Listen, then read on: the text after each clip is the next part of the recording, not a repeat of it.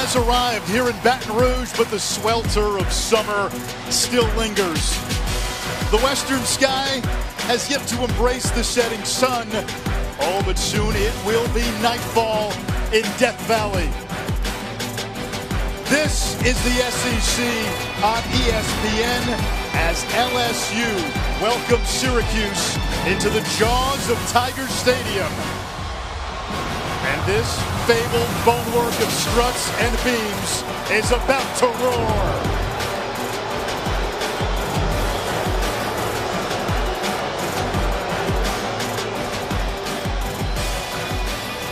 Good evening, Anish Shroff alongside former Longhorns DB Ahmad Brooks. Julie Stewart-Binks will be with us momentarily.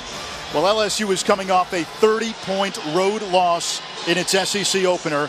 And for Ed Orgeron, who's got a lot of populist support down here, the honeymoon ended after last week. Yeah, and he admitted to us that this team is still trying to find their identity. LSU finds themselves battling through injuries, trying to establish playmakers on both the offensive and defensive side of the ball, and trying to find some answers before conference play begins. On the other side, Syracuse is trending upwards. In fact, though they don't have the elite talent to be one of the greats yet, you do know that there are several players for the Orange that won't be overmatched by the Tigers' talent today. And in fact, I believe the best quarterback in this matchup is wearing orange and blue. Dual threat quarterback Eric Dungey, looking to have a signature performance and become a household name. He could do it today here in Baton Rouge. LSU has won 48 consecutive non-conference home games. Amazing. Are they vulnerable tonight? Well, I think when you start to look at a formula, this looks like the perfect concoction to me for an upset. Number one, last week they overlooked their opponent, Mississippi State. I believe the contrasting style of Syracuse offense versus LSU's defense, which is built to stop the run, is a problem. But the one at the top is the biggest for me. You've always got to help from the big boy, depleted depth. This is a Tiger that's wounded and limping into this matchup. Well, one wounded Tiger, Darius Geis, will in fact play tonight. Here's Julie. Well, thanks so much, Anish. I had the chance to ask Darius, guys, what changed from being ruled out on Wednesday to them practicing with the first team on Thursday and then being ruled in for this game? He said sometimes your body feels better at the end of the week than it does the beginning of the week. This is football, and I'm ready to go. Coach Orgeron told us they want to manage guys to around 20 to 25 plays tonight, but said he's the type of guy when you put him in, he does not want to come out. Darius Geis, a preseason All-American, led the SEC in rushing a season ago. We're back with the opening kickoff. It's ACC and SEC from one of the most iconic backdrops in all of college football.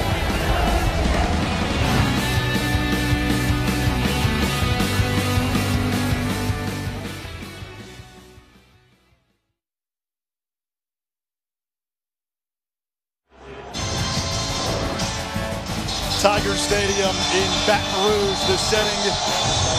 Syracuse and LSU, fourth meeting all time. These two met 2 years ago. LSU won at the Carrier Dome. Ed Orgeron, in his second season as the head coach, took over as the interim head coach almost 1 year ago today. And on the Syracuse sideline, you've got Dino Babers in his second season. And he doubled down this week, saying it's between Game 4 and Game 6 of Season 2 that his offenses take off.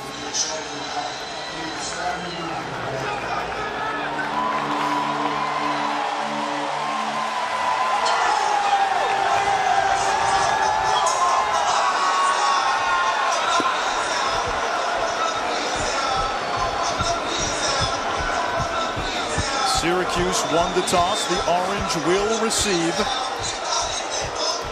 Cameron Gamble to kick off for LSU. Sean Riley, the deep man for Syracuse.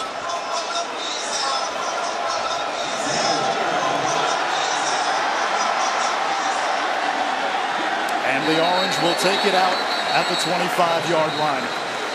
The quarterback for Syracuse, it's the junior from Lake Oswego, Oregon, Eric Dungey. Syracuse got in late in the recruiting process with Dungey. He had no intention of going to Syracuse, but his mom, who's from Long Island, convinced him to at least take a visit. And on a 10-degree day, he fell in love with Central New York and did tell us a big reason he went there was because they do play their home games indoors at the Carrier Dome. I can understand and respect that. This young man has a competitive temperament, the ability to extend plays, and a quiet swagger that has been leading his team. Dungy on first down, going to the air, it's intercepted. Greedy Williams out of bounds at the 1-yard line. There is a penalty marker at the end of the play.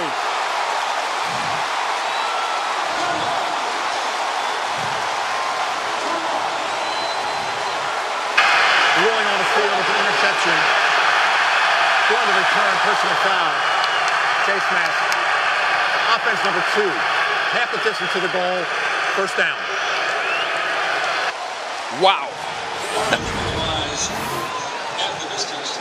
They call him Greedy Williams. Number 29, the freshman out of Shreveport, Louisiana. This kid has all the tools, and innate feel. Under further review. Timeout.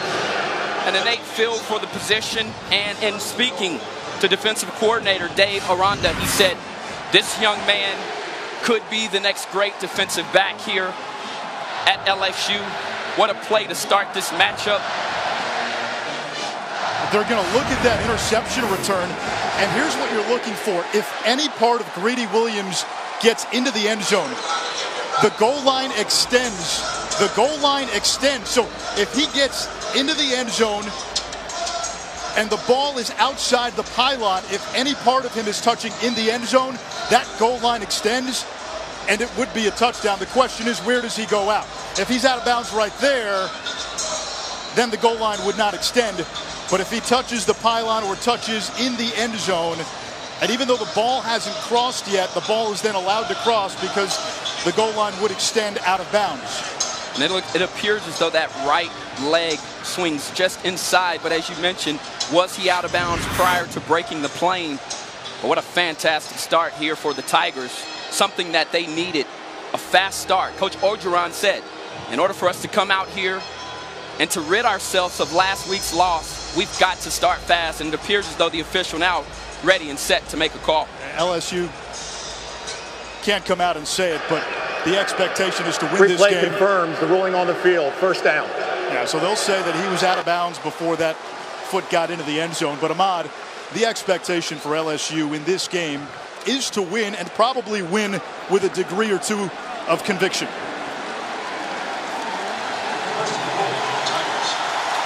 Darius Geis in the backfield to start for LSU. They'll take over on the Syracuse 1 after Greedy Williams' 3rd interception of the season here in just game 4. Powerful. Danny Etling, the Purdue transfer, hands to Geis into the end zone with ease, and like that, the Tigers strike first.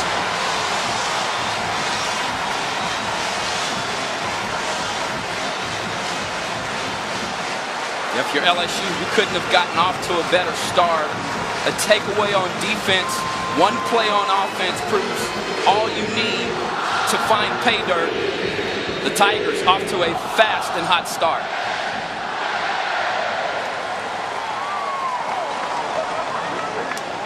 Jack Gonsolin on for the point after. And 9 seconds into the game, it's 7-0 LSU. An interception by Greedy Williams on the first play from scrimmage, and then a 1-yard touchdown run by the first team All-SEC running back Darius Geis. Yeah, just flat out power football, right up the gut. Excellent block there coming from the backside. And then one more look at Greedy Williams eating. Great jump on the ball, great anticipation. And he will be locked up today. That is a matchup to follow. He will be locked up on Syracuse top wideout, Steve Ishmael. Both of these two guys are very competitive. And Greedy Williams there, chalking it up once for himself. Yeah, got the nickname as a kid. He loved to eat.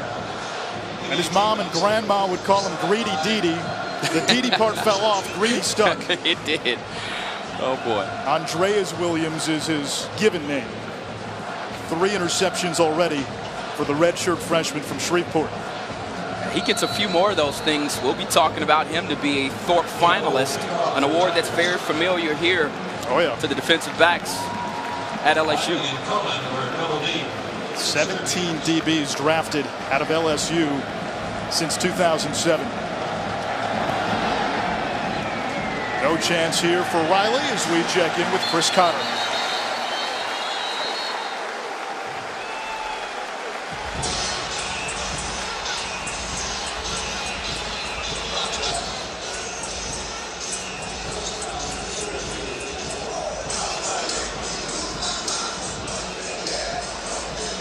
It's a big one in the Big 12. Oklahoma State through the first few weeks looked not just like a Big 12 challenger, but a college football playoff team with that offense.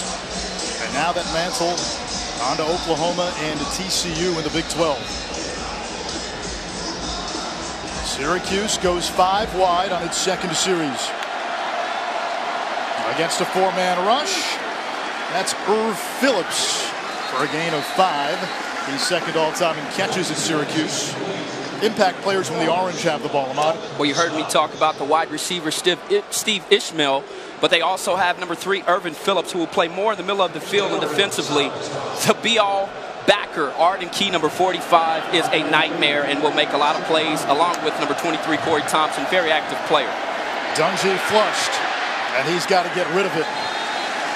This LSU defensive line, that time flushing Dungy with a 4-man rush. They were much maligned after last week. And Arden Key already getting involved in the action. What an interesting prospect when you look at this young man. I mean, we're talking about a guy that's 6'6", 265 pounds, and I believe he can play at any position inside of the box. You will see him all over the field today, particularly right now. Lined up on the outside, he can line up on the middle, D tackle, D end. He can do it all. Dante Strickland split wide, 3rd down. Dungy going to the sideline, and that's Steve Ishmael with his FBS leading 35th reception. He is on pace to break the Syracuse single-season record, which was set just last year by Amba Edetawo. And I think they need to continue what they did there. Get Dungy on the move. That's good for them. Some pressure by LSU, back to the outside. Ishmael tackled right at the line of scrimmage by Greedy Williams, and you highlighted that as a matchup to watch. Oh, absolutely, and you can tell already. You heard Ishmael leading the country in receptions, and Dungy here has only tried to find him early in this matchup. Greedy Williams is aware of that and knows he will get some action today. Past games, they haven't even thrown his way because of the type of talent he is.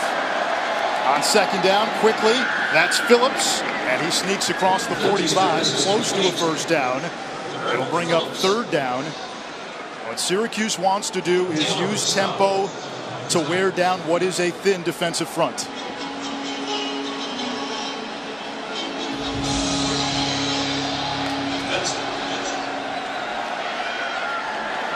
Back to Ishmael, a 1st down into LSU territory. And he's spun down inside the 45 of the Tigers. Great execution there on the RPOs, run-pass options, something that this offense hangs their hat on, where they have 3 different plays called, and it's up for Dungy to decide which one's right. Dungy again going back to the outside, Ishmael again, and he has a short gain. 7 plays by Syracuse, not a single run so far. What does that tell you? Well, they're trying to soften up this defense and get these big boys to move. This is the contrasting style that I was referring to. If you can get the big fellas moving from sideline to sideline and force the defensive backs to tackle in space, you've got a shot in this matchup. Dungy again underneath, and that's Phillips. Tackled by the nickelback, Kerry Vincent. 3rd down again for the Orange. Yeah, manageable downs. And that's what you're looking for here, and this could potentially be 4th down territory. They like stick routes, getting to the sticks here, turning around, and providing a target for Dungy in situations like this. Dungy will take off and run. Dungy takes a big hit. Devin White laying the lumber, and that's what Syracuse worries about with Eric Dungy. Oh, yikes. What a big boy hit here. I mean, give him credit, he gets back up, but he gets smacked right in the mouth. Dungy able to pick up the 1st down. First run play, that was his designed run, and Dante Strickland only a gain of a yard, 2nd down.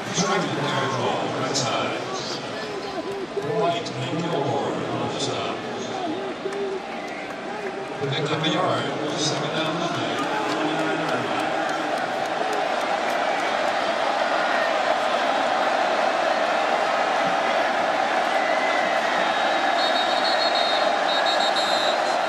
Timeout Syracuse, 11:18 to go here in this first quarter. Timeout Syracuse. Orange on the move after LSU cashed in off an early turnover. 7-0 Tigers.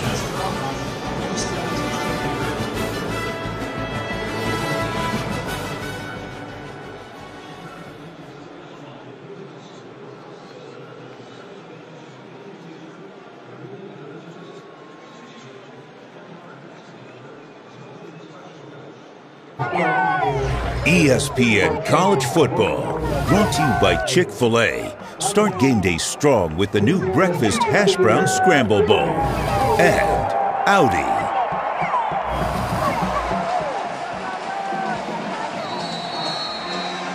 Second down and 9 for Syracuse. 11th play of the drive. Dungy to Phillips, looking for the tunnel screen. No light at the end of that tunnel. It's third down and long. Rashard Lawrence back after missing a couple of games with an ankle injury on the stop. And they're excited to see him back.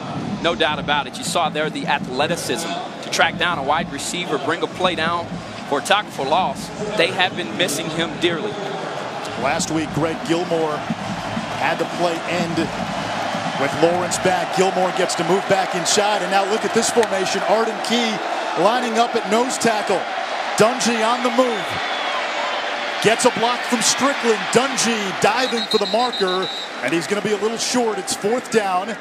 Syracuse has gone for it on fourth down 8 times already, and the offense staying out on the field. Yeah, and they want to get you on your heels here where you can't set up and run a play.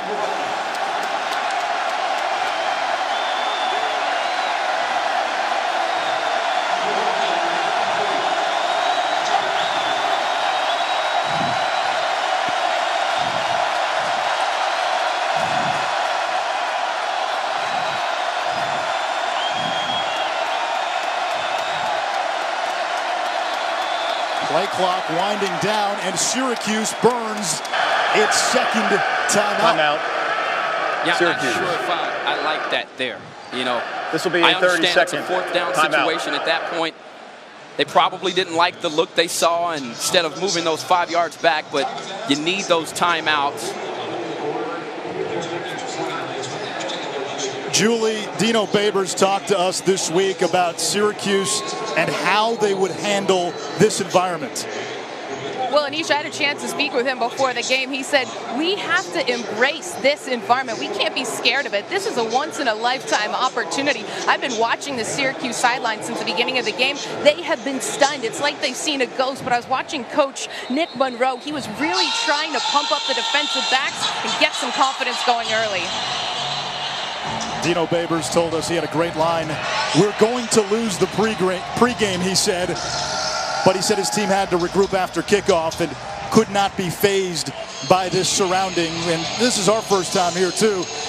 It's awe-inspiring. And they didn't do a walkthrough or anything. Their first time here was just a little before the game. Yeah, but it's still football in between the whistles.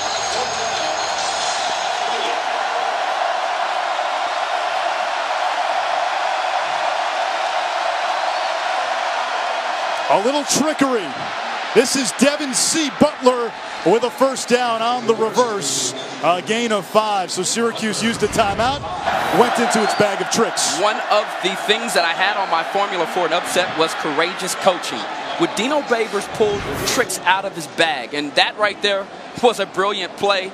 And I have a feeling that that play could go a long way in helping them find the end zone. Syracuse off to a good start here offensively. Dungy tackled in the back.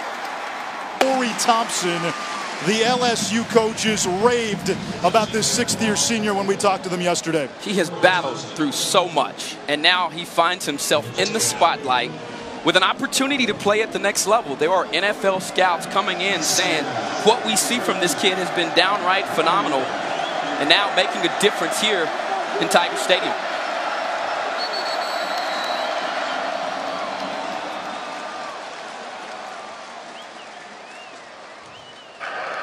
False start, offense, number 7, 5-yard penalty, second down. Syracuse penalized 5 yards for a false start.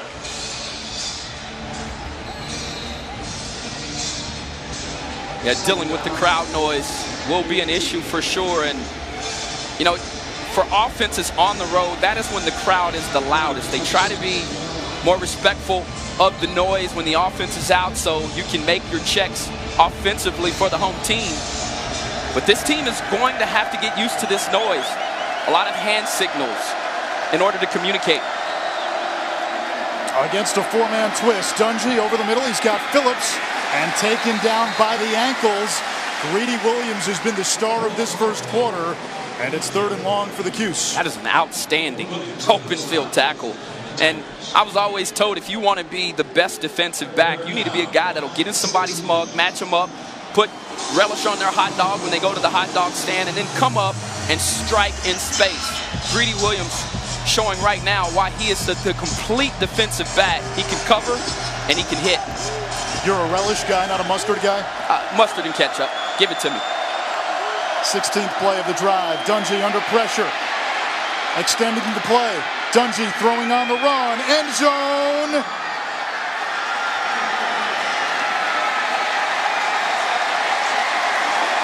And LSU came up with it. Greedy Williams again. His 2nd interception of this first quarter. And a touchback. First down. Take a look at this replay here. Dungy buying time.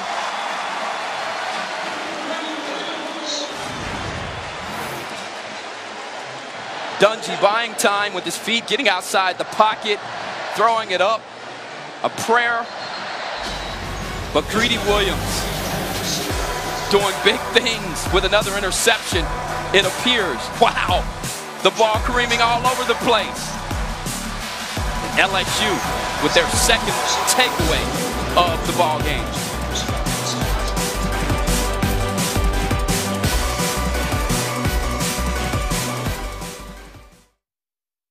On the field as a Greedy Williams interception, his 2nd of this quarter, 4th of the season, but we saw the replays during the commercial break and the ball clearly hits the ground. No question about it. This will be overturned.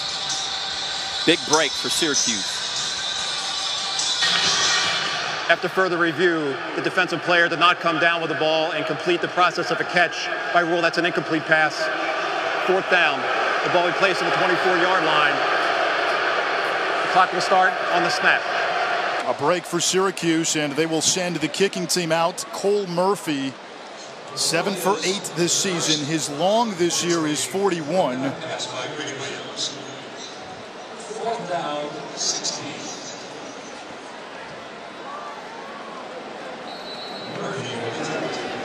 This is about a 42-yarder, so this would be his season long. All his other field goal attempts have come indoors.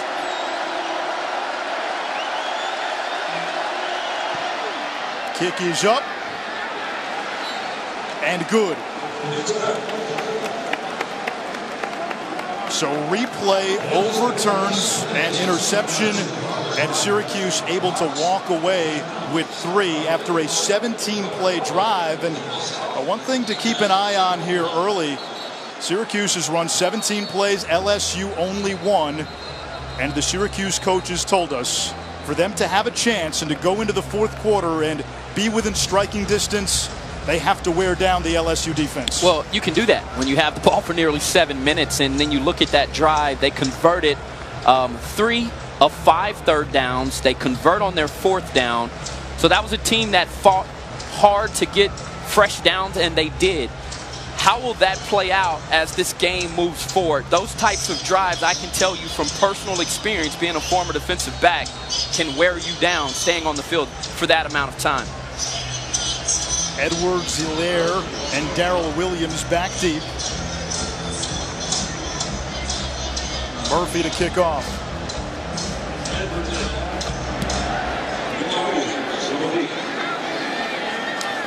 Clyde Edwards-Hilaire will stay put, and LSU will start from its own 25. But we get to formally introduce Danny Etling, the Purdue transfer.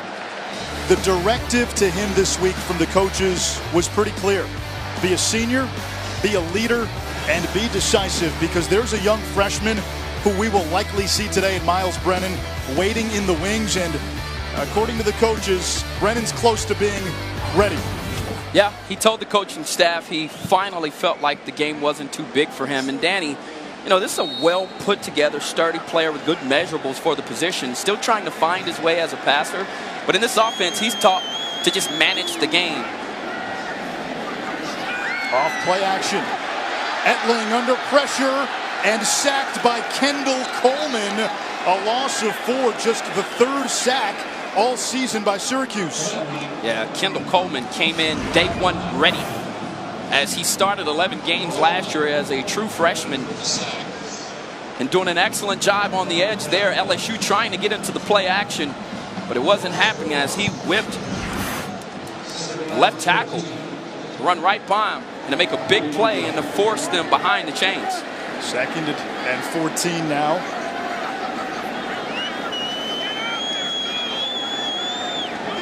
That's Derek Dillon in motion. There's Darius Geis. Gets right back to the line of scrimmage. 3rd and long.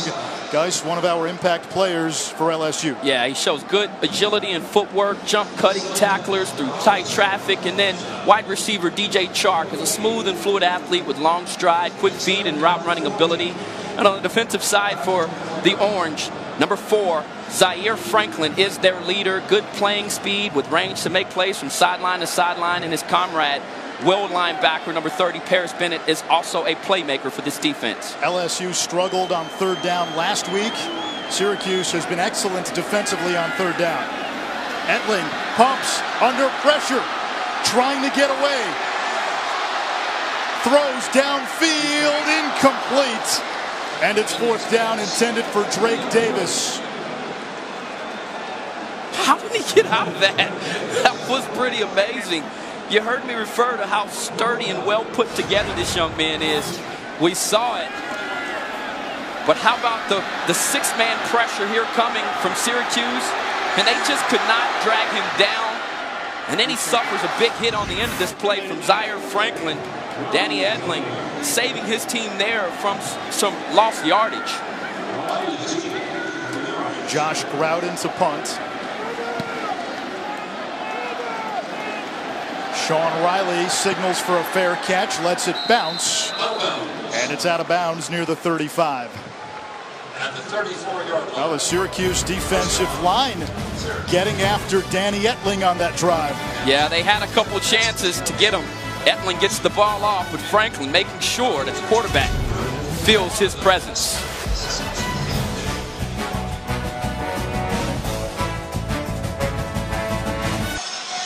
LSU looking for a bounce back after a disastrous outing last week in Starkville, Ahmad. Yeah, no doubt about it. That was a disappointing loss. They overlooked the opponent. Several players mentioned that we just were expecting to go in there with our brand and beat them. Dungy to the air, and that one a 3-hopper, 2nd down. And as they get into this matchup with Syracuse today, they're going to see a very familiar offense. I think Ferguson last week did it more with power, but the RPOs are a concern. Last week, pardon me, yes sir, had a concern because the eye discipline was not good for the LSU Tiger team, and today they can come out here and correct that mistake by doing what they were doing all week in practice. Handoff is right up the middle. That's Mo Neal, the sophomore out of Gastonia, North Carolina. A gain of 3. 3rd down coming up. And for LSU, these are the critical downs on defense. Already your offense had a 1-play drive off a pick 6 and then a 3-and-out. You can't afford to get gassed playing defense against Syracuse, because that allows this Orange team to wear down what is a very thin defensive front. Dungy running a little quarterback option, and he's going to be close to a 1st down. Dungy's the team's leading rusher.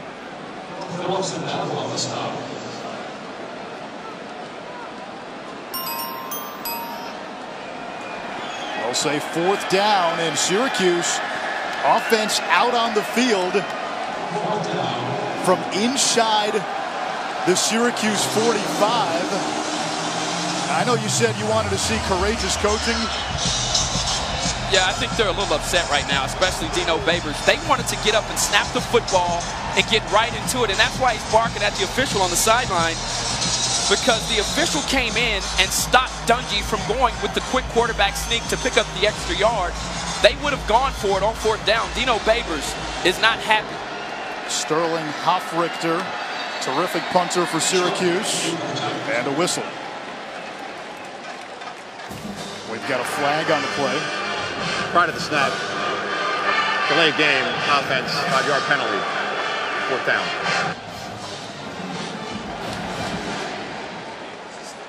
The punter position has become a little bit of a glamour position of late at Syracuse. The predecessor to Hofrichter, Riley Dixon, had a ground roots Heisman campaign that started in Central New York.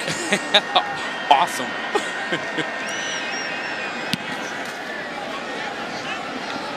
Fair catch by DJ Chark, and he makes it at the 21-yard line. LSU on the strength of its defense with a 7-3 lead with 4:25 to go in the first. Here's Chris Cotter. 40-yard kick, attack of first down at the LSU 21.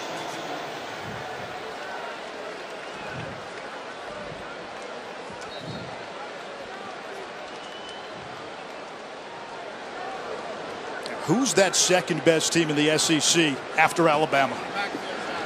Maybe it is Georgia. Danny Etling moving the pocket, throwing near sideline, and incomplete, intended for Russell Gage. And this is one of the things that Ed Orgeron was particularly critical of Danny Etling last week. He felt like he missed a few targets and didn't necessarily give his wide receivers an opportunity to make play. I like what I saw there from Canada, the offensive coordinator, moving him, getting him outside of the pocket. He's much more comfortable throwing on the run, but he just misfired there when he had an open man.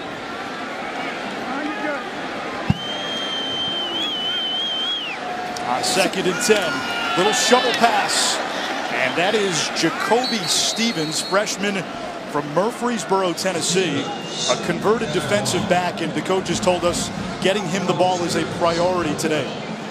Yeah, he was one of the top safeties in the country, and they have moved him over to wide receiver. They love his athleticism, his agility, mobility, and they feel like he could be a difference maker. And in fact, even one of those players that could potentially down the road play both sides of the ball, though they want him to learn the wide receiver position right now. 3rd down for LSU. Etling again under pressure, and that is broken up. A terrific play by Christopher Frederick, but now we have penalty markers at the end. Pass interference. Defense number 3. Ball replaced to the spot of the foul. 1st down. Well, not so terrific if he grabbed the receiver. Well, it looks like maybe that backhand, we'll take a look at it. If he had it on the back of him, maybe that's the call that the back judge made. Frederick, who's a long, athletic corner, understands football. Yeah, you're pulling there, and then that initial contact, he didn't even have to go in there. He could have just stayed in that position, be patient, be calm. The redshirt sophomore learning to be patient when the ball is thrown his way. Had the arm wrapped around the receiver's waist. Trips to the boundary here. Now Gage in motion. They give us to Geis. And he is tackled right at the line of scrimmage by Jonathan Thomas. Darius Geis, a season ago, began the year as Leonard Fournette's backup, finished the season as the SEC's #1 rusher. He is quick to and through the holes. He loses little momentum when he is cutting and breaking, which makes him very difficult to tackle in the open field. And for Tiger fans, it is exciting to see him back there. As we heard Julie say midweek, didn't even know if he was going to be available to play today. He was announced out Wednesday night and declared ready and available to start Thursday. Off play action, Etling, sideline, incomplete. Evan Foster, who had a pick 6 last week against Central Michigan there. And it's third down for LSU. Now, one thing Syracuse has done very well this season is defend third downs. Coming into today, opponents have converted just 7 out of 43 attempts on third down. Well, they're 6th nationally, 2nd in the ACC. Now, you have to say, look at the competition. It was directional Connecticut. No, I don't say that, and I think you've got to give them credit. Third down is a critical and crucial down, and I don't care who you're doing it against. When you get off the field, it is noteworthy for sure. There was a loss in there to Middle Tennessee State in week 2. 3-man rush. Able to flush Etling. Checking down and tackled in space. Harris Bennett, who led the team in tackles a year ago, and it'll bring up a 4th down. Right now, only 2 total yards of offense for LSU, as Syracuse has proven that they've got some people up front on the defensive line that are putting pressure on the run, along with the quarterback. And then speaking to Coach Ogeron earlier in the week, he even said, they've got 3 guys over there that could line up in LSU Tiger jerseys and play for us. That is how the talent level at Syracuse is catching up with the rest of the college football world. You nearly fell off your chair when you said that. I did. I really did, but I had to take my notes. Syracuse gets the ball back with 2:01 to go in this opening quarter. It is 7-3. LSU on top of the Orange. This is just the 4th meeting all time between these two programs, and the first at Tiger Stadium.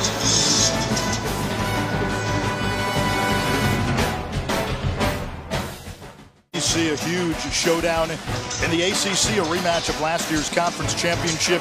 Clemson at Virginia Tech. The Tigers looking every bit the part of the championship team they are. Virginia Tech looking for a big win for Justin Fuente in his 2nd season. Syracuse has had the ball for most of this first quarter. Dungy over the middle. He's got Phillips. First down and more. Phillips finally brought down near midfield by the safety John Battle. Yeah, and this is a matchup that favors Syracuse anytime you've got Irvin Phillips with tons of wiggle running the ball against the safety. Quick release. Dungy to Ishmael inside the 45, a gain of 7. Well, you're starting to see them press the gas and really try to get LSU on their heels as they're back up for another play.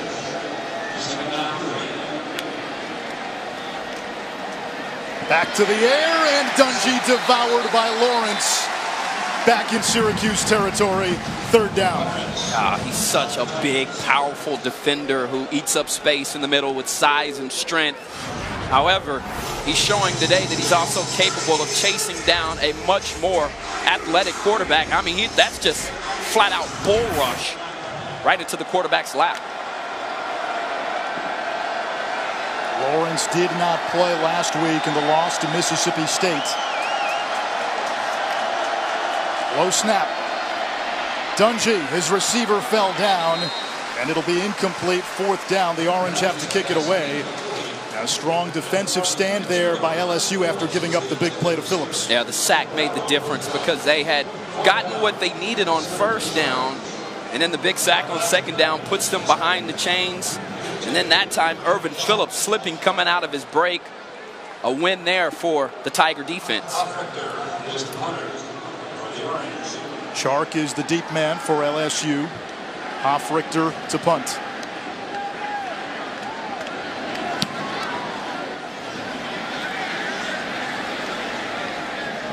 And this one bounces, and it's going to be downed at the 1-yard line.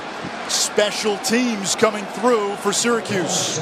Oh man, that's how you switch the field, and those are the stats in the game that when you go back and you look at starting positions for offenses, having to drive the ball the length of the field.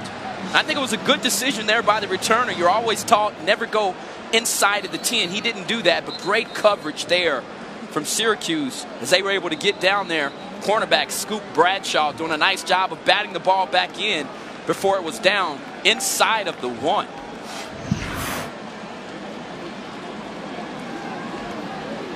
And one thing to note here, Anish, LSU has been a sloppy team when it's come to penalties. No penalties thus far in this ball game for the Tigers. Holding at this end of the field, you have to worry about a safety. Darrell Williams on first down. Runs through a phalanx of orange for a gain of 2. Yeah, so they switch personnel here and go with Darrell Williams, 6'1", 229 pounds.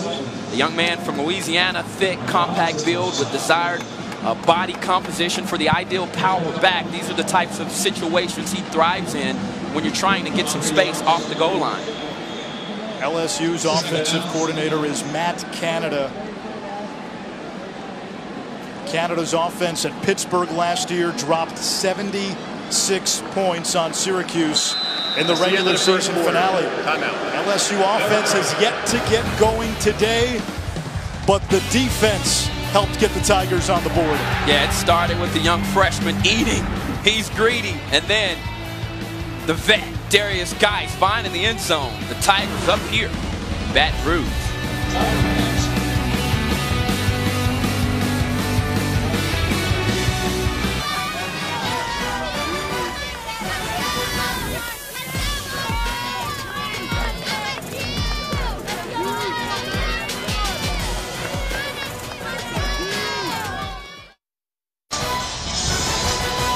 The sun setting in the western sky as you're watching the SEC on ESPN. It is almost a Saturday night here in Death Valley. LSU with a 7-3 lead on Syracuse, but the Tigers backed up to start the second quarter, and Ed Ogeron's team has struggled on offense in the first 15 minutes. They have, and you've got to give credit to the Orange defense that have been spectacular. 10 plays, 11 yards for the Tigers offense. Etling on the run, incomplete, intended for David Dupree, and it's 3rd and long. Yeah, this is not the best situation for Danny Etling to be put in, as that was excellent pressure there coming from Evan Foster. But throwing the football, offensive coordinator Matt Canada said, this is not who we are. We're not in a position where we want to throw the football all over the yard like they had to in the fourth quarter versus Mississippi. They'd like to methodically work it down the field, chip away on first and second down, set up a manageable third down. They have not been able to do that here against the Syracuse defense. Play clock winding down. Gage in motion. On the ground, Williams powers across the 10, and he's got an LSU first down. That's more like it right there. Patient runner that Darrell Williams is, and for a guy his size at 230 pounds, he moves very swiftly. Nice job there of getting skinny through the offensive line, and that makes the ball coach very happy. Part of his weekly routine is yoga lattes, and that is what it sounds like. I love it. Concoction of yoga and Pilates. Can you imagine watching that walking into a class with him in there? There he is again, muscling ahead for a gain of 5, second down. All through the first 15 minutes, Greedy Williams stood out defensively for LSU, and the Syracuse defensive line surprised us as well, as now one of those D linemen for the Orange, Kendall Coleman, a little slow to get up.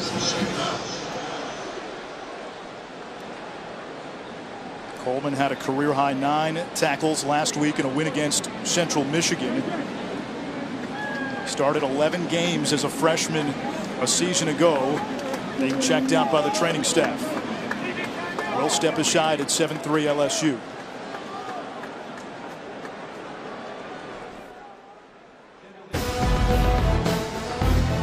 Sunday NFL Countdown comes to you at 10 a.m. Eastern. Rex Ryan, Charles Woodson, Matt Hasselbeck, Randy Moss, Mort Shefty, and new host Samantha Ponder.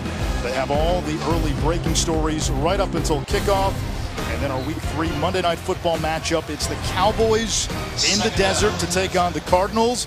That's Des Bryant against former LSU corner Patrick Peterson. That'll be a fun matchup there. Those two locked up. Second down for LSU. Etling under pressure gets away from Bennett. They'll run and able to slide ahead to the 25-yard line. He's got a first down as we check in with Chris. Williams with the stop. First down for the Tigers. Picked up 5 yards.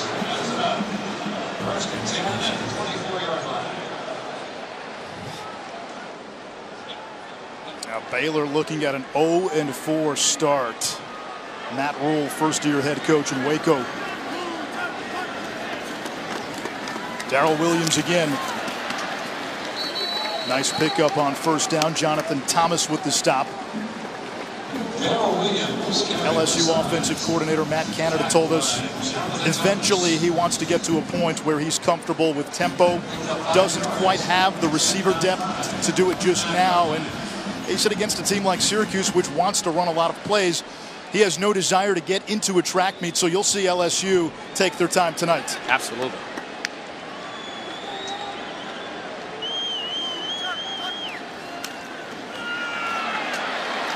That is Dillon getting it on the jet sweep, and it's 3rd and short. They hit there at the end of the play.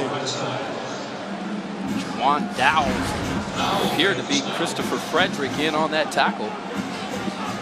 Combo there, Jonathan. Oh my, that was vicious. Syracuse trying to send a message. Key 3rd down here. In these types of distances, Anish, LSU likes to line up and run it right down your throat. Goal line set, Geis in the backfield. That's Williams in motion. Geis gets the call, ran into a roadblock, and it's 4th down.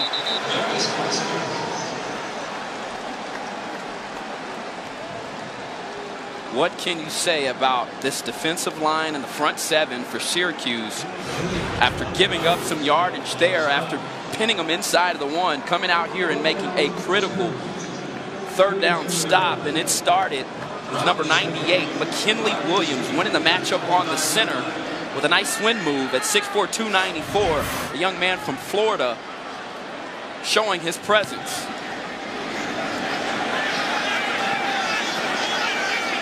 This punt downed near the 35-yard line.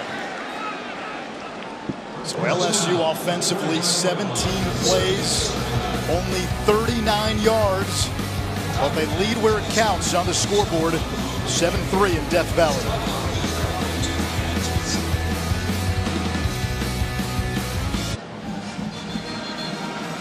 If you haven't seen the new SEC Network show Thinking Out Loud, it's with Greg McElroy and former LSU D lineman Marcus Spears. And this week, Marcus Spears had some strong words for his alma mater. Here's the deal, family. LSU fans, as an LSU alumnus, we aren't what we think we are. Get them. We've become a mediocre football team and a middle-of-the-pack, very average college football program. Oh, don't say it. Since 2012, 25-16, 5-3, 4-4, 5-3. That's average. Oh, don't say it. That's mediocre. We got to stop thinking of LSU as what we thought LSU was, a 61% winning percentage over the last 5 years. We got to do better. Come at me. We are no longer a championship team. Strong words by Marcus Spears. Eric Dungy trying to thread the needle. It's up in the air and incomplete. Your thoughts, Ahmad, on what Marcus said? Well, when I look at this team and I see how they're built from the inside, the interior strength on both the offensive and defensive line is lacking. There aren't a bunch of Marcus Spears walking around here, and Coach O even mentioned it to us in our conversations, but also you're used to LSU having skilled players all over the field that are up for national awards. That just isn't the state of this program quite yet. This is a rebuilding process that they are in the process of right now. Screen to Strickland, who is subdued by Devin White, who appears to be the next great LSU linebacker. Ed Ogeron talked this week about mining JUCO talent to plug holes on both the O-line and D-line. There's been a lot of attrition on those sides of the ball. You look at the defense, half the defense went on to the NFL from last year, and that was one of the top defenses in the country. Here's Strickland, ball is out, and it appears LSU has recovered. Well, they'll say Syracuse came back up with it.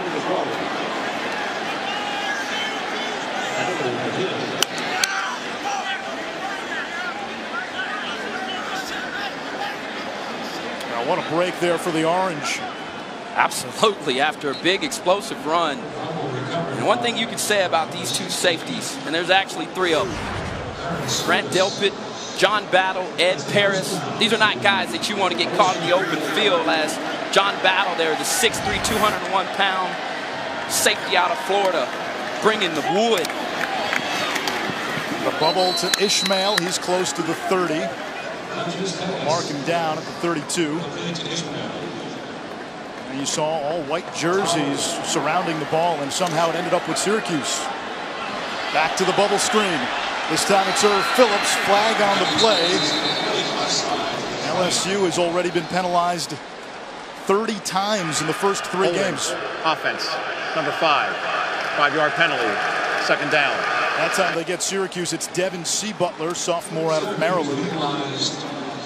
That's a costly penalty because they got the look they were looking for, and Eric Dungey made the right decision. There were only 2 defensive backs out there with wide receivers. And you think about that. It's very easy for you to make one move and make an explosive play. The hold comes right there. He doesn't need to even hold Greedy there. He's already passed him. Phillips had already gotten what he needed. And another flag.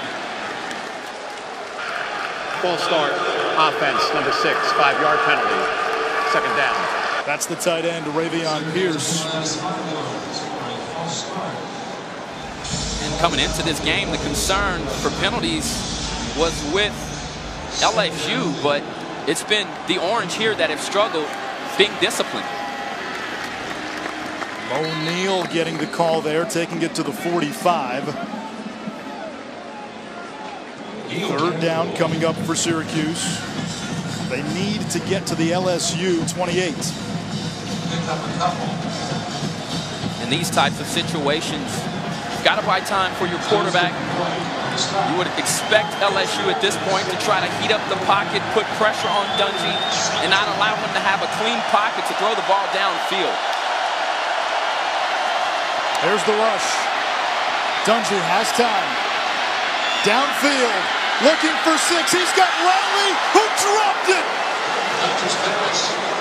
Sean Riley dropped a touchdown. The freshman, the sophomore from Playa del Rey, California, will not live with himself after a play like this.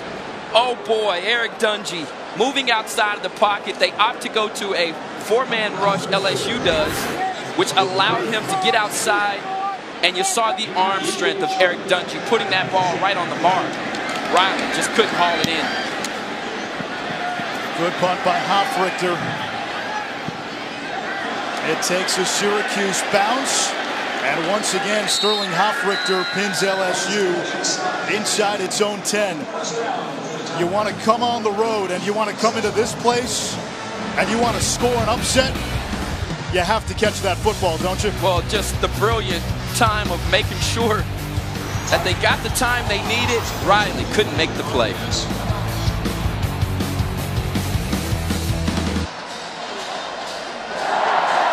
Taco Bell is a proud partner of the College Football Playoff. Be on the lookout for Taco Bell student sections and passionate fans like these at games all season long. They had a lot to cheer about early on the first play from scrimmage. Greedy Williams intercepted Eric Dungey, brought it back to the 1-yard line, and that man Darius Geis punched it in for LSU's lone score and the lone touchdown of this game.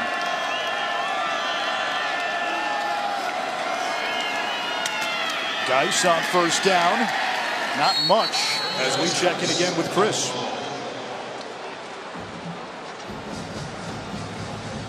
Foster hitting first. Bell still split on the stop. Picks up a yard at second down 9. All right, Kentucky looking to end a long losing streak to Florida. Could be in the driver's seat, too, after a win like that. Yeah, and what's a wide-open SEC East? Etling feeding Geis. Geis, some running room, running with purpose. And he's got a first down for LSU, tackled by Zaire Franklin. Darius Geis, a young man from an area of Baton Rouge known as the Bottom. He is a profile in courage. Coming from a poverty-stricken area, his father was murdered when he was just 6 years old. His brother has been in and out of legal trouble. And he has really been a pillar of support for his family.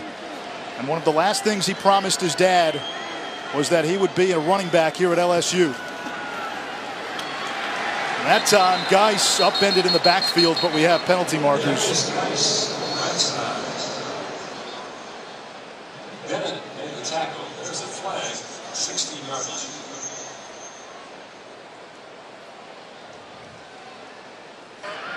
There is no foul for an illegal chalk block. Second down.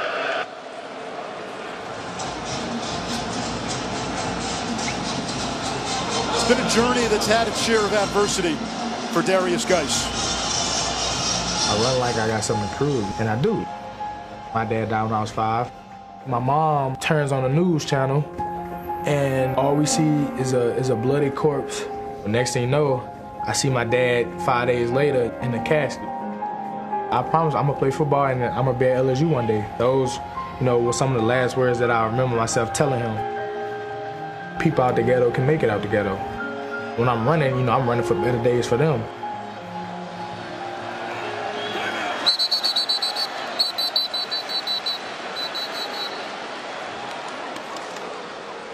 A timeout by LSU. Timeout, LSU. When you talk to the coaches about Darius Geis, this will be a 30-second. They talk about a kid who runs angry, but boy, his smile is about as wide as this stadium when he flashes it. And this week said a lot about who he is. He was really banged up after the Mississippi State game, didn't finish the game, held out of practice early in the week, ruled out Wednesday, told the coaches that he wanted to give it a go. He practiced Thursday and looked fine. And Ed Ogeron told us yesterday, he's a young man. We want to get him 20 to 25 touches tonight, but he's not somebody who you can easily take out of a ball game. You can't. And what I love about him is his toughness, his mental toughness. And I also have a very similar experience where I was, throughout my years in high school, I lived with my adopted family. And much like Geis. Much like Geis. And I can tell you this much, the maturity that comes along with that is something that you can't put a price tag on. And this young man is leading the way by example. And he's doing his best impression of making sure those days are far behind him. There's a little shovel pass. Foster Morrow. Give him 4, third down. And and sometimes when you have so many things that are, the odds are stacked heavily against you like they were for this young man, and you find people that can come into your life and that can help you along the way, the hardest thing sometimes is asking for that help and embracing it. And I know personally how that feels. And I can tell you, this young man has done so much with the resources and that the people that have been placed in his life, and now finds himself, like I said, as a star here at LSU. Against the blitz, Etling hit, able to complete and convert for a first down, Derek Dillon. And Etling finally gets up. He's taken a few knocks.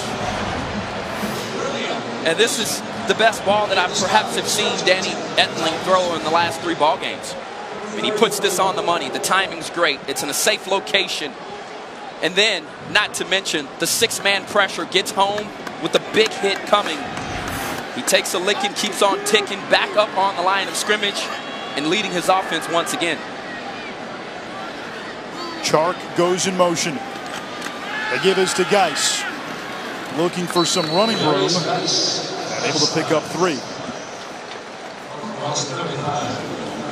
Geis, 7 rushes, 10 yards before that carry. And you alluded to it, Darius Geis. It was a tough home environment for him, and he had a high school guidance counselor who embraced him, took him in with her family, went far and beyond the call of duty for an educator. And Geis considers that family his family, much like you consider your God family your family. Yeah, the De La Garza family, they're brothers and sisters, moms and dads. Incomplete. Led Chark by a little too much.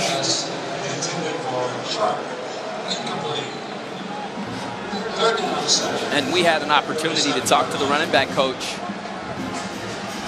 about him and who he was and just how important he is to his family. And there are times where he's in the office with his running backs coach and his family will call. Tommy Robinson said that he will immediately say, "Coach, I've got to go tend something with my family." Yeah. He's leading the right way.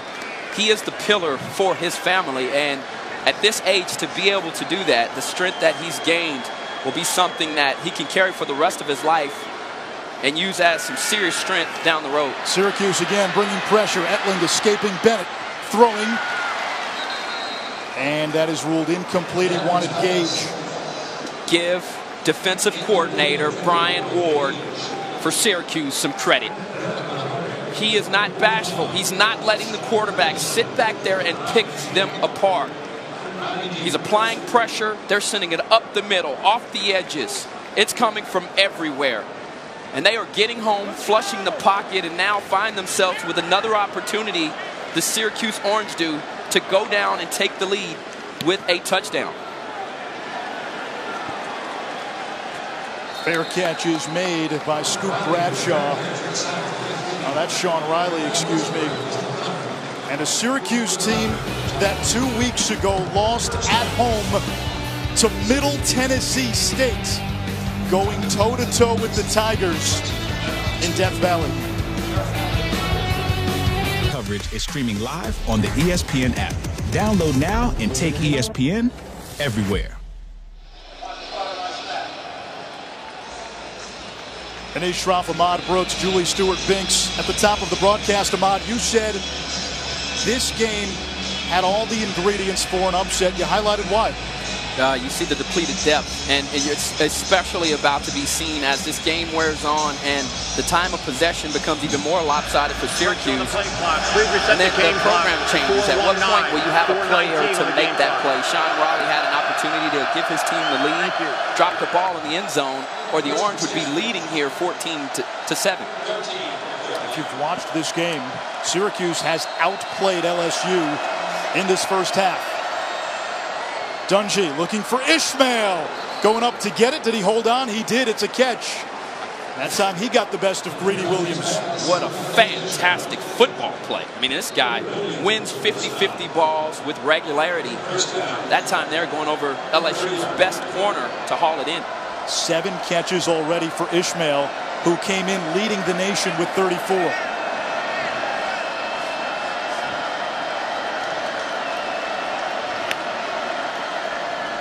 O'Neal got a couple.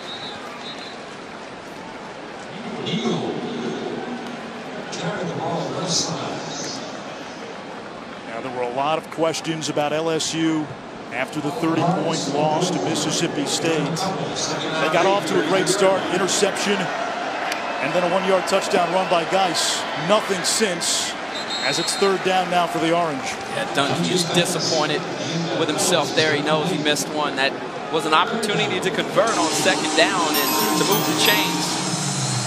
Was off target. Ball was low and in the dirt. Wide receiver had no chance of making that play. Neither offense has really had what you would call an explosive play.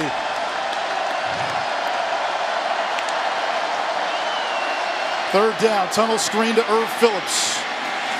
And he is tackled right at the 35-yard line by Jacob Phillips. And it's 4th down. That was a great play call there, but the LSU defense sniffed it out, and with that team speed, was able to change direction and get back to Phillips, or he'd have had that tunnel that you're referring to pick up some decent yardage and perhaps the 1st down. LSU doing a nice job there of getting off the field. Sterling Hoffrichter has been an unsung hero for Syracuse in this first half. He'll punt. Chark back deep. We're done this half.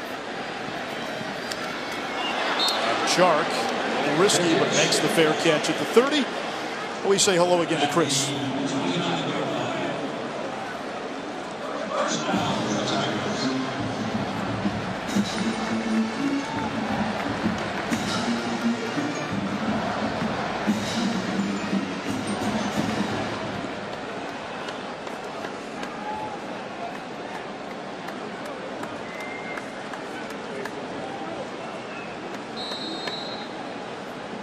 All right, Chris, we look forward to that. Danny Etling still in there at quarterback for LSU.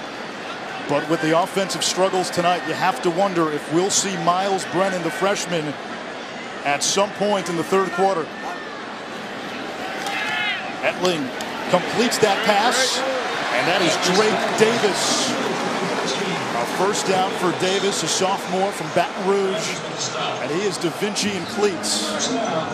Was one of the top amateur soccer players in the country, fluent in German, so if Bayern Munich ever comes calling.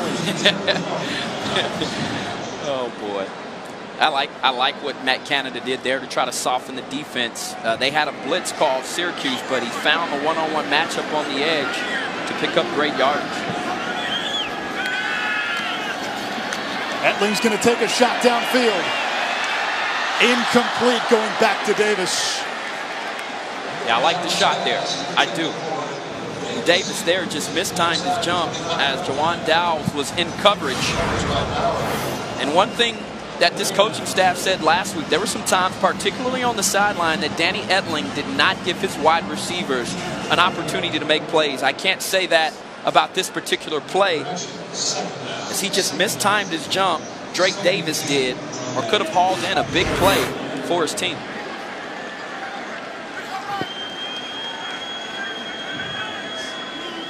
Chark motions. Williams lowers his shoulder. And third down for LSU.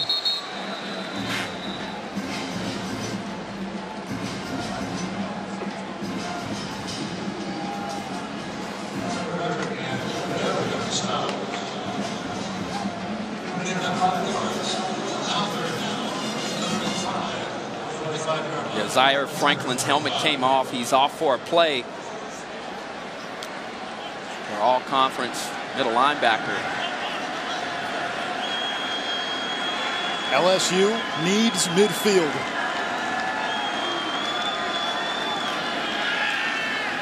Etling. First down, DJ Chark. On his 21st birthday, moves the chains. Great rhythm here from Danny Etling. Standing in the pocket, and the timing was perfect. You'll see here as Chark runs a stick route, finds a soft spot in the defense, sets down, they move the chains. LSU going quickly late in this half. Williams shoved out of bounds by Jawan Dowles. That'll stop the clock with 1:24. Tigers have both timeouts. Well, you're in your 2-minute offense now, and for Danny Etling, one of the question marks, not just from the fan base, but also from the coaching staff, is can he thrive in these types of moments where he needs to rely on his arm? And you see him here moving the chains, making timely throws. This is what he needs to hold off the freshman Miles Brennan and to prevent this from becoming a quarterback controversy. Against a three-man rush, Etling finds the soft spot. Off to the races for a touchdown, Stephon Sullivan, and the Tigers strike late in the first half.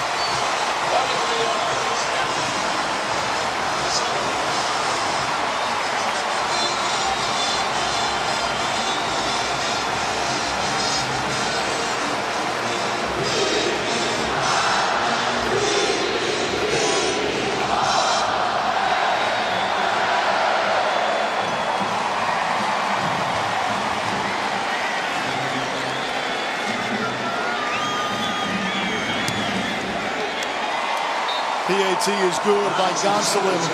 6'6", 235-pound Stephon Sullivan. Ed Ogeron jokes that Sullivan should move to defensive end. Well, not after a catch and a run like this. See him at the top of your screen. Just a post route.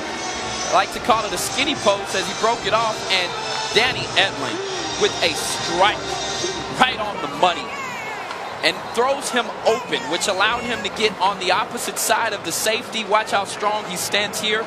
This was the question mark last week for Danny Etling, and he's answering that today, especially in this 2-minute drive. They were more productive on that drive than their offense has been almost the entire game. Yeah, that's the hot hand there, big boy. Longest play from scrimmage in this game. And LSU with a 2-score lead, 14-3. Sullivan has 2 receptions this season. Both have gone for 40-plus yards.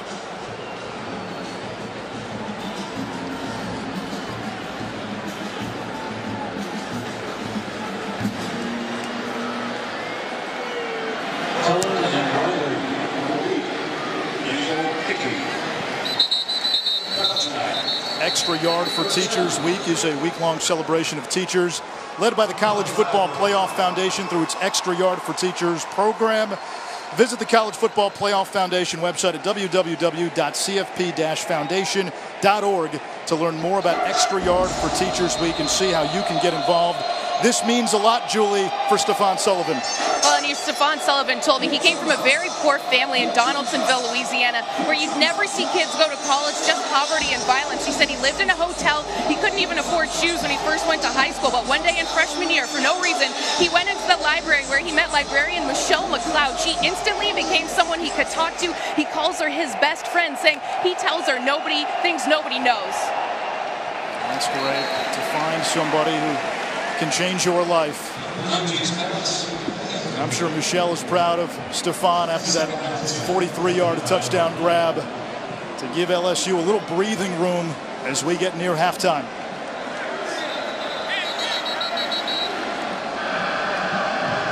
Please reset the game clock to 1:11. 1:11 on the game clock. Thank you. LSU has played a clean first half, no turnovers. Please reset the game no clock to penalties. 1:11. They have not committed a turnover this season, but they have committed their share of penalties, 30 through the first 3 games. More than half their total from all of last year. And that was a big point of emphasis this week for Ed Ogeron. They're going to try a throwback to Dungy. Dungy breaks a tackle, had a couple of blockers, and then finally taken down at the 37. It's a gain of 13, so Dino Babers going deep into the playbook. Trying to use some creativity to trick this Tiger defense, particularly with all the team speed that's running around on the football field. Dungy steps up and is taken down. Tyler Taylor, the freshman linebacker, starting in place of Donnie Alexander, who's suspended for the first half after a targeting penalty. And we have a timeout with 47 seconds to go. Syracuse has used its final timeout.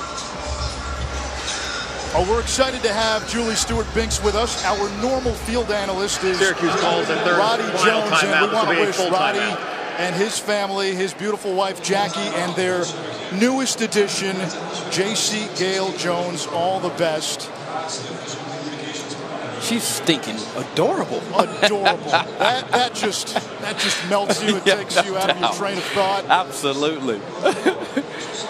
Oh man. How about that? Within the first 48 hours, already in front of the camera. I like it. He's on a lot of different social media platforms. He can't waste time. But Roddy, Jackie, if you guys are watching, congratulations. Indeed. Hope mom and baby are doing well, and best to Roddy on becoming a father.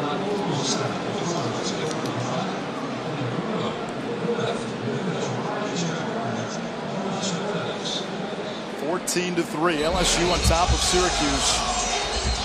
On the first play of the game from scrimmage, Eric Dungy threw an interception. Greedy Williams returned it down to the 1-yard line. Darius Geis scored on the next play.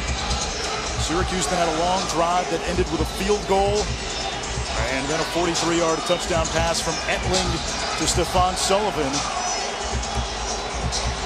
Both teams even in total yards.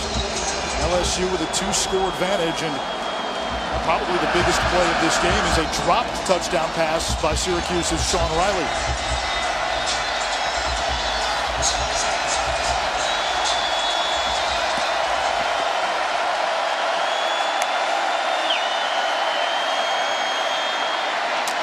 Dungy downfield wants Phillips, nearly intercepted by Grant Delpit, the freshman safety. That was outstanding range from Grant Delpit. I mean, he got from the middle of the field at 6'3", 201 pounds. This young man has drawn comparisons to a All-American defensive back here, Jamal Adams, young man out of Texas. That time there, looking like the All-American. Strickland will run it to the 40. And let's see if LSU uses the timeout. LSU. The Tigers do, so they will get the ball back. Fourth down for the Orange, 34 seconds to go in the half.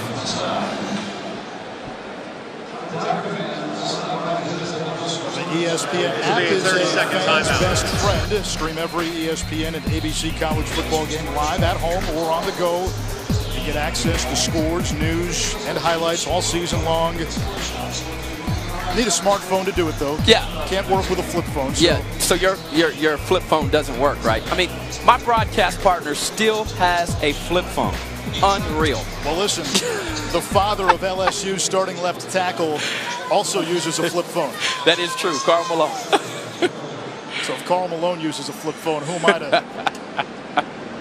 to break Get with that? the times, big boy. Come on. We had fun with KJ Malone yesterday. He saw my flip phone. He said, listen, we tried getting Dad an iPhone. After a few weeks, he said, nope, I'm going back. Another nice punt by Hofrichter. Chark decides to field it. And he takes it to the 11. 2 years ago when LSU visited the Carrier Dome, Karl Malone made the trip, and this image went viral. And that looks almost identical to the one I have about it. I mean, look how small that thing looks in his paws. I mean, are you kidding me? I mean, T9 word. Man. T9 word.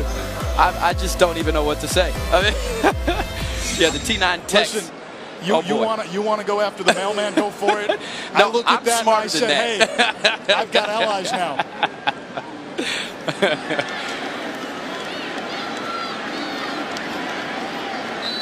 Danny Etling takes a knee. LSU takes a 2-score lead into halftime. What struck out to you in this first half, Ahmad? Well, I think the Syracuse defense has played admirable, but it was that 2-minute drive from LSU that has been the difference. Obviously, the turnover that led to points from Greedy Williams, but this team now is looking like a team that could take control over this game. 14-3 LSU through 30 minutes. We take you to the studio now. Chris Cotter, Jim Kelly, and Jonathan Vilma bring you all the latest news, scores, and highlights. It's halftime.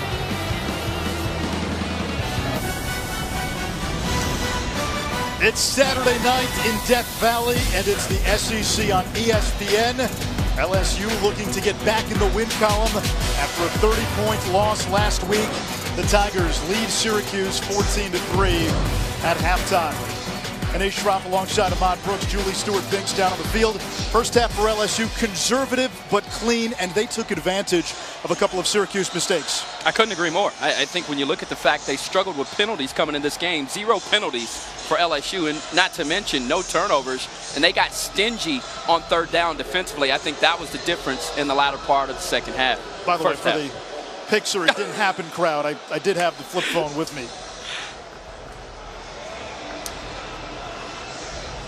LSU to receive to start the second half. Tigers have won 48 consecutive non-conference home games. Second longest streak in the modern era. Miami won 51 during its heyday in the 80s and 90s. They're having a couple of issues with the game clock. In terms of total yards, Syracuse 149, LSU 141. Big plays, though. An interception by Greedy Williams that led to a 1-yard touchdown run by Darius Geis. Sean Riley dropped touchdown in the end zone for Syracuse. Meanwhile, Stephon Sullivan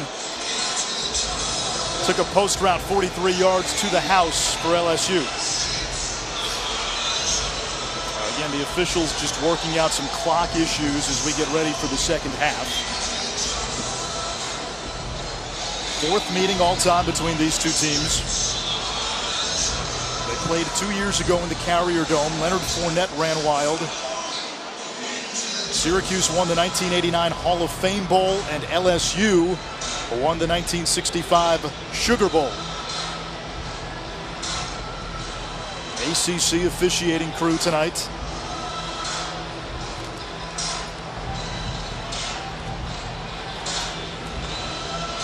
Now, we wondered in the first half how a team that's not familiar with this environment would respond. There were some early jitters by Syracuse. For the most part, Ahmad, it seemed they did recover. Yeah, I mean, they drove on their second drive. I thought that was fantastic. They converted on 3 of 4 third downs, and then they came back and had a 4th down conversion as well. That was a team that was moving the ball. It led to the only points they have in this ball game, and then since that time, it has been all LSU in terms of defense. Will be handled on the field by the alternate official on the home team sideline. The black judge will handle the play clock. They will handle the timing on the field.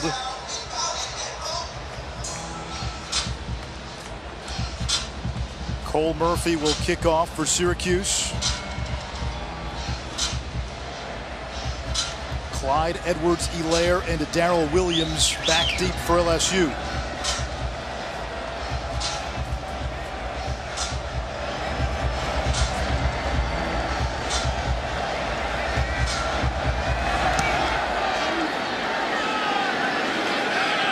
Edwards-Helaire runs this out.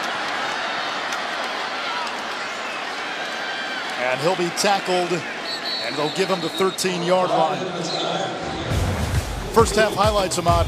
Yeah, this defense for Syracuse was stingy early on in this game. You look at them, I mean, just stuffing the run, holding the All-American candidate, Darius Geis, to 1.8 on the ground. But it was the 2-minute drive led by Danny Etling that really has been the difference in this ball game. The timing was spectacular. This is the best that I've seen Danny Etling all season long throw the football, capping it off with the touchdown to Stephen Sullivan.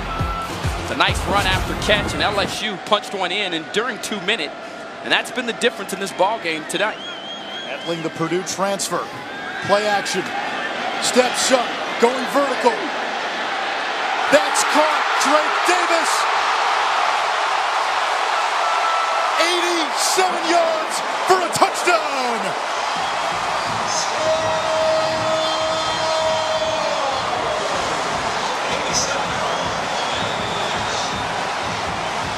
What a bomb. Oh my goodness. Matt Canada takes a shot, and Coach Ogeron said, we've been running the football too much on first down. We want to make sure that we pass the football, stretch the defense. They went for play action pass, and Danny Etling let it fly. His last two passes have been touchdown passes. The replay here, you see the long stride here from the 6'4", 218-pound Drake Davis, right out of Baton Rouge, Louisiana, went to IMG Academy. Those long strides, able to step on the toes of the defensive back, and you see the separation there. The more he sprints, the more separation he creates. And Danny Etling, with 2 consecutive passes and 2 touchdowns, that was a spectacular throw and catch to put the Tigers up here. LSU looking for playmakers in the receiving game, and they really like Davis's athleticism. A young man who could have played basketball, please football, turn the game or clock soccer on the stadium with a collegiate scholarship if he wanted to. Please turn Was a the stadium terrific game junior clock soccer off. player. Great build. He's also fluent in German. Really came to football late, and the coaches were telling us, you know, his development, his evolution as a football player is far from complete. The potential, however, is tantalizing. Well, I mean, you see the athleticism, you see the breakaway speed, the top-end speed there to blow off the top of coverage. And as I said, as the defensive back was taking as many strides as him, it didn't even matter. With his length at 6'4", 218, once he gets rolling, I mean, this is a young man that was running like a sprinter there in pads. And now he's on special teams coverage. Phenomenal job.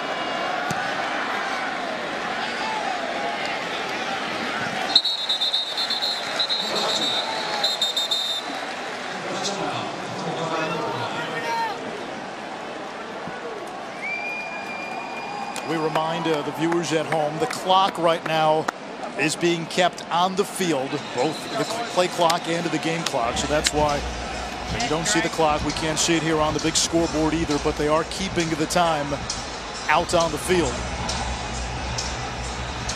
Well, now is where, if you're this offense, you've got to respond. It's becoming that point in the ball game after 2 consecutive touchdown throws from Danny Etling. If you are Eric Dungey, trying to have that signature moment that we talked about and to become a program changer, you've got to be the guy for your team right now. Dungey under pressure, escapes. He'll run, and an awkward slide to the 30, a gain of 5. When we talked to Eric Dungey this week, he said he's been working on being smarter with his body. He's been a terrific athlete, a dual threat quarterback for Syracuse, but he has yet to complete a season. Irv Phillips, and he's tackled by John Battle at the 35, close to the first down. We check in with Julie. Well, Anish, Dino Babers will be looking for his team to really respond again. Now, he told me that he liked how his team responded in the first half. He said our guys were shaken up with how this game started, but he loved what his front seven did. He said that gave them so much confidence. He felt this game could be a lot closer had they not responded the way they did. He said we need to put more points up. That means moving the ball, mixing in a run. Coach Ogeron told me that Miles Brennan will get some meaningful time here, quarterback in the second half. It's first down and 10 for Syracuse. Eric Dungey plunged ahead. Not exactly sure. Well, I guess it's second down. Well, they just had third down on the sideline, and Syracuse called a quarterback sneak, thinking it was a third down. Dungey tries to float this one to Nykeem Johnson. So some confusion on the sideline. The sideline marker had said third down when Syracuse got close to the marker. The orange called a quarterback sneak. They gave Dungey what appeared to be the first down marker, but then they said second down, so the previous spot had to have been enough for a first down. And if you're the Syracuse sideline, that's got to vex you a little bit, because your play call was one that was formulated under the impression it was third and short, not first and 10. Now it's third and long. Dungey off his back foot. That's a trouble pass. Somehow Ishmael comes down with it. Dangerous throw, but Ishmael brings home his 8th catch of the day. This guy has done this time and time again. And as they get back up on the ball. And a penalty marker down. Appears to be offsides. They weren't set. Offside, defense number 49, 5-yard penalty, first down. Watch this catch here from wide receiver Steve Ishmael. I mean, this is a young man that he's got many physical attributes, but one of his best ones are his ball hawking skills. He just plucks that thing right out of the air. Dungey going right back to Ishmael, makes the catch out of bounds and ruled incomplete. Covered there by Grady Williams, who just denied him the sideline. Oh, this is a battle. These two right now are at each other's throats, and I love it. Being a former cornerback, Grady Williams, a young player taking on a cagey veteran. They're flapping their gums. They're going at it. That's big-time football. Dungey, little screen pass. That's the tight end, Ravion Pierce. Brought down by John Battle, the safety. And it's third down for Syracuse. And this might be 4-down territory for the Orange. Battle with 11 tackles as he goes down on the field. That time came up gingerly after the tackle. Yikes. He's having a heck of a ball game. 6 solo tackles, 1 pass breakup, a tackle for loss. At this point in the game, this would be a huge hit for a defense that's already suffering from injuries. Now they're thin on the front end Ed Alexander out this week. They do get a couple of reinforcements for this second half with Donnie Alexander and Neil Farrell eligible. Those two had to sit out the first half after a targeting penalty in the second half last week. And you also have to remember Rashard Lawrence, first game back after missing the last two. Arden Key, second game back. He didn't play in the spring due to personal reasons. Missed the first 2 games of this season with shoulder surgery. He's still working back into game shape.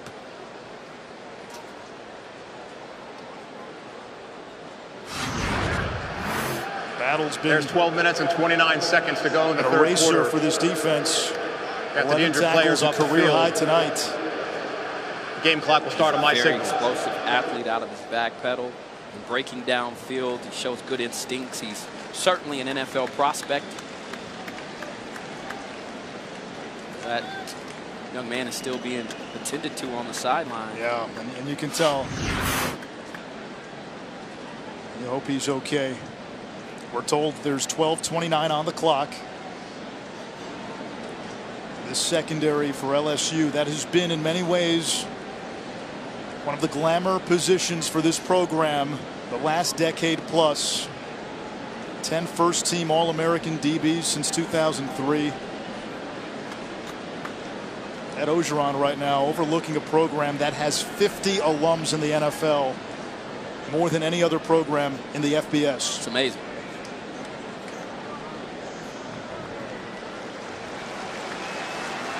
Coverage is streaming live on the ESPN app. Download now and take ESPN everywhere. John Battle taken into the trainer's tent, taking his place. Eric Monroe, the freshman from Houston. 3rd and 4 Syracuse. This is 4-down territory.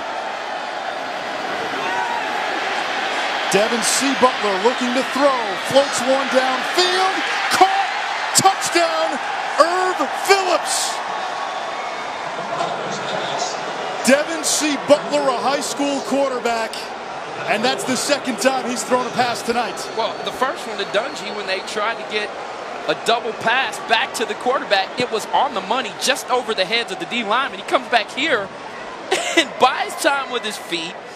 He went old school. He went back to high school, scrambles, and then throws an unbelievable ball.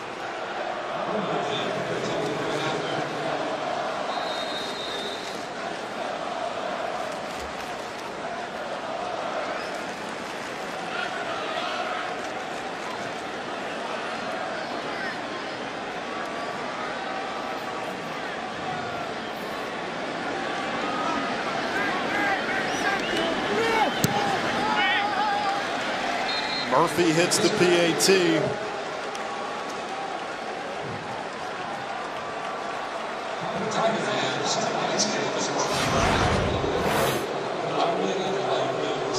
Now you'll just see here at the top of your screen, that is Irvin Phillips, a young man who is the gadget guy here.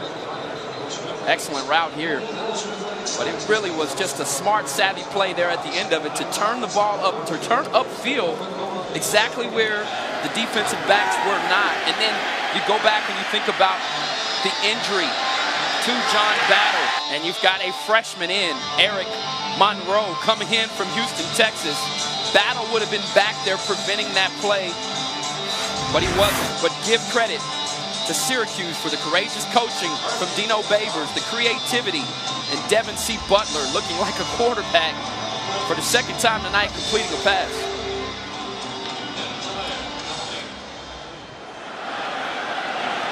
That kick sails out of bounds, a penalty on LSU, or on Syracuse.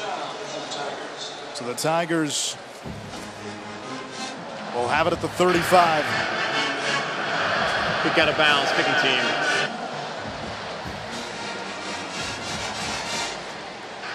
Ball be placed at the 35-yard line. First down.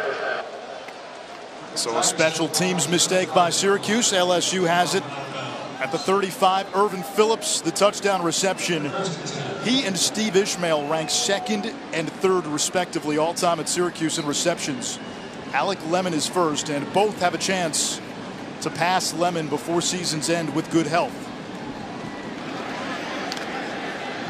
LSU did not waste much time on its last drive. They got an 83-yard strike to Stephon Sullivan. Back to play action again. This time, Etling is sacked. Looked like Caton Samuels.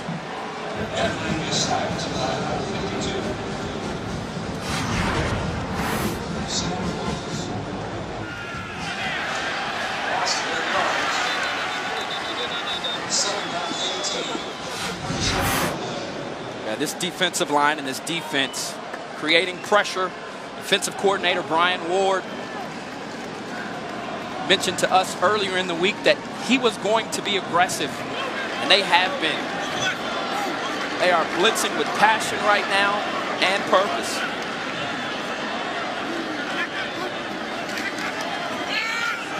On the end around, here's Chark. They'll try to run out of an ambush and able to at least get back to the line of scrimmage, third down.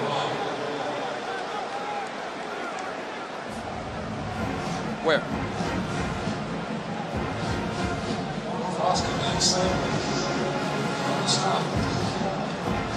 LSU last week 3 for 13 on third down. 3 out of 7 tonight. Well, definitely here they're going to go through the air. And Danny Etling, who's had the hot hand since the end of this second half, the second quarter, pardon me, needs to make a play here. Etling with time. Over the middle, Morrow. And he is going to be short of the marker. And it'll bring up fourth down. And the punt team comes on. Excellent open field tackle by the other Devin M. Butler. 6'1", 184-pound DB from Washington. Doing a fantastic job of keeping it in front of him. And that is why this team has been so good. One of the nation's best on third down. The Orange have been because of plays like that. Zach Von Rosenberg, the backup punter, sends this one down to Riley from the 25. And Riley, who had a big game last week, not much of a factor today. Syracuse gets the ball back. They're down 11 on the road here in the third.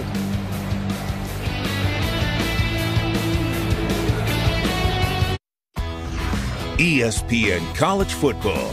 Brought to you by the strikingly designed Lexus NX Turbo and Hybrid. Some things are simply impossible to ignore.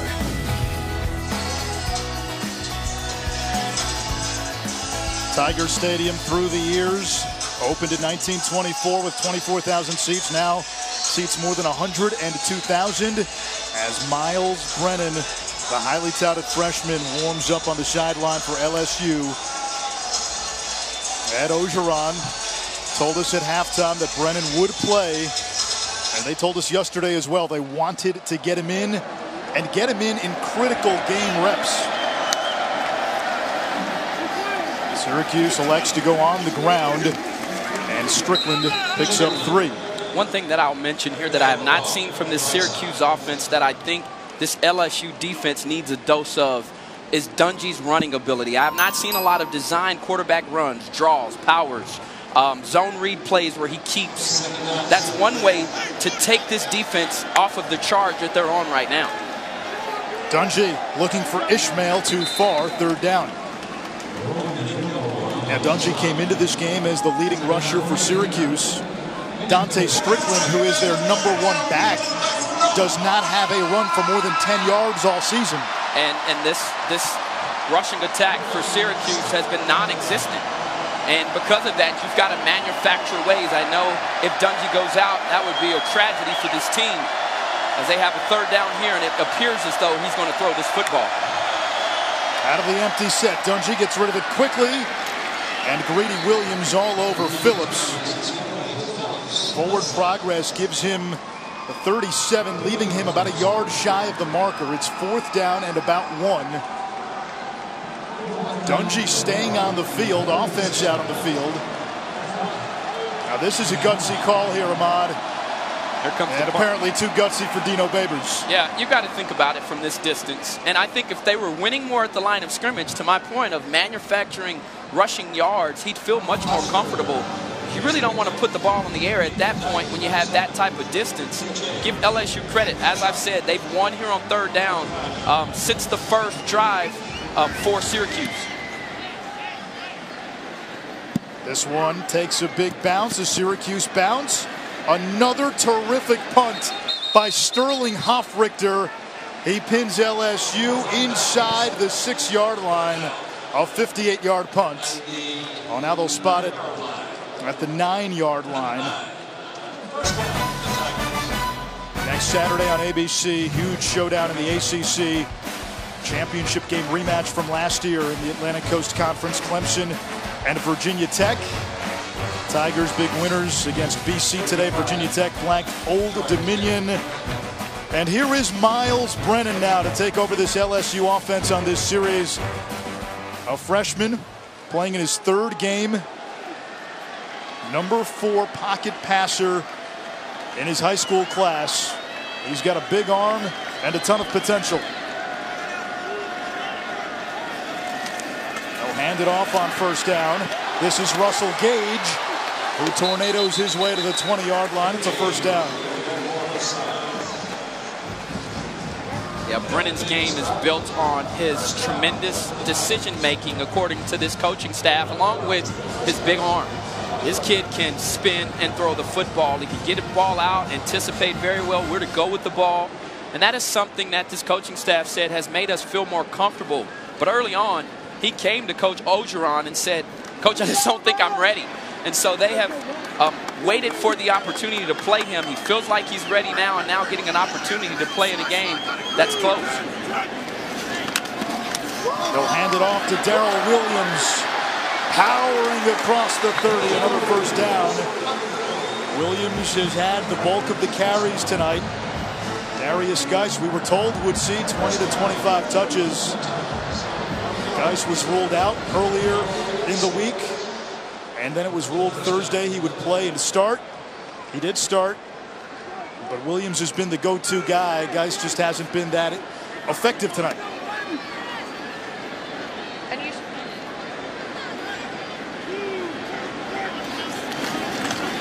Once again, Williams, a battering ram, down to Julie. Darius Geis.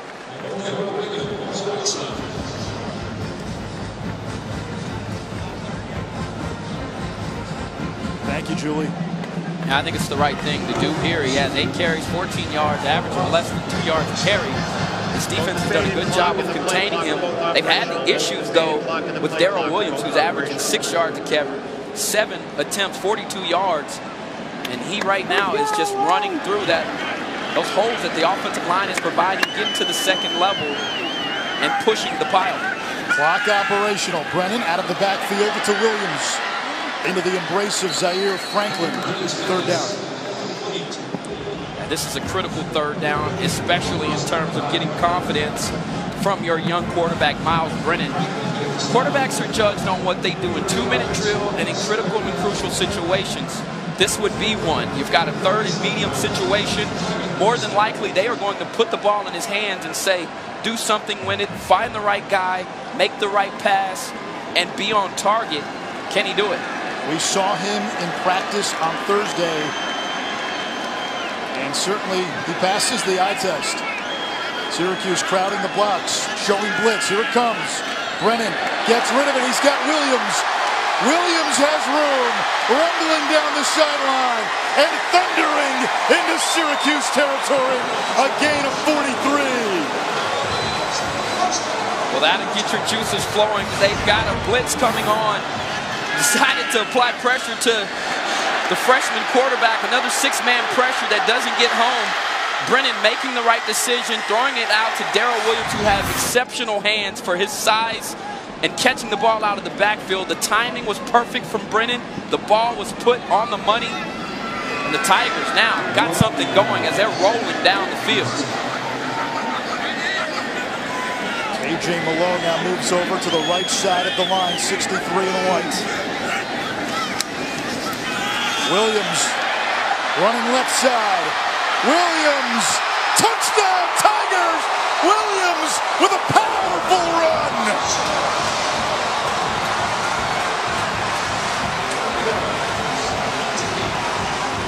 exclamation point at the end of that run.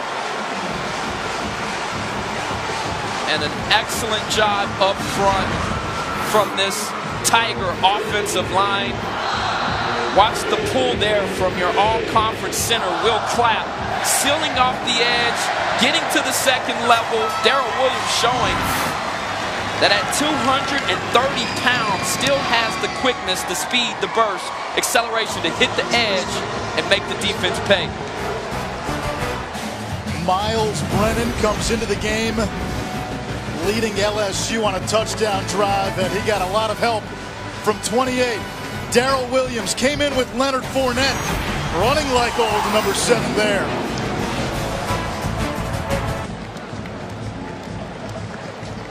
LSU starting to gain some separation. The Tigers with an 18-point lead on the Orange. Darrell Williams played a big role in that last drive, and the man on the right, 15 in white, Miles Brennan, the freshman quarterback, had that last series for LSU.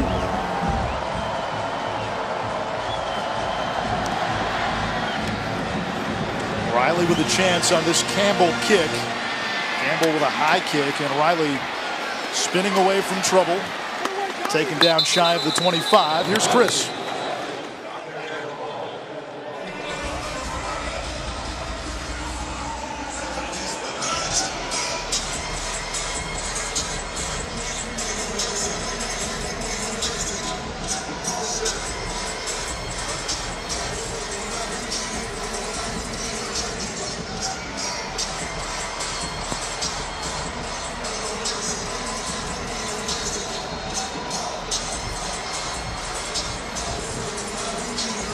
We all know the mystique and aura surrounding Tiger Stadium at night. Kinnick at night is no picnic either. I would agree with that. We were there last week, and it appears as though that team is hanging in there and must be getting an outstanding defensive performance. Dungy to the air on first down. Old reliable Irv Phillips moving the chains. 11 catches now for Phillips. One of 3 players in Syracuse history with 1,000 yards receiving for his career and 400 rushing. This is Mo Neal.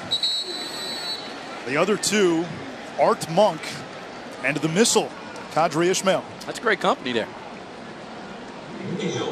And this LSU defense, despite not having the depth they need up front, they've been very stout against the run tonight. Only 46 yards on the ground for the Orange. Dungy rolling out under pressure, chased by Thompson. Incomplete. He wanted Ishmael. Eric Monroe broke it up. Monroe came into the game when John Battle went down. One of the backup DBs, Ed Paris, already out of this game with an injury. See the young guy there with 21 Ed on his sleeve there. That's Ed Paris. Representing the other safety.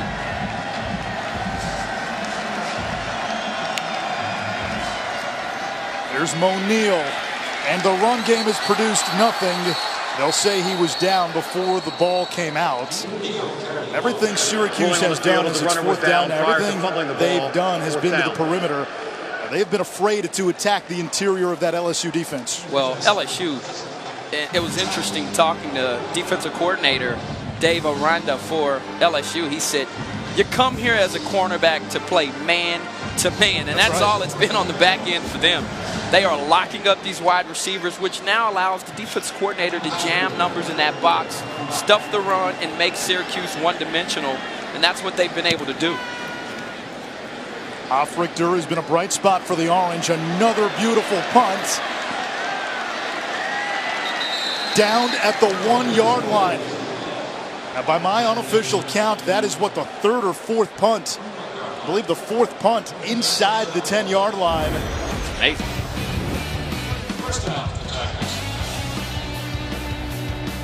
Sterling Hofrichter and the Syracuse punt team as LSU pinned deep.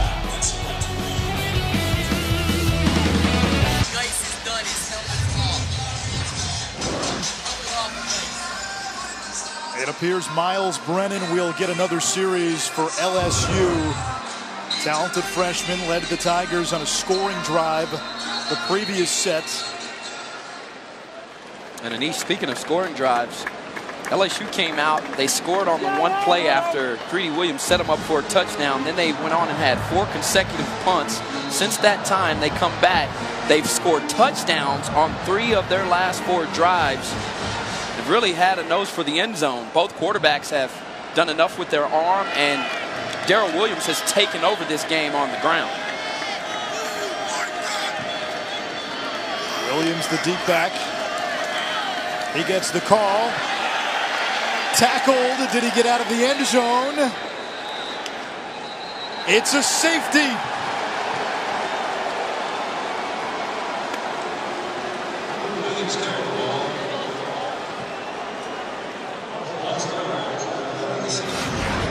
Those 2 guys right there, 2 of the best in the ACC.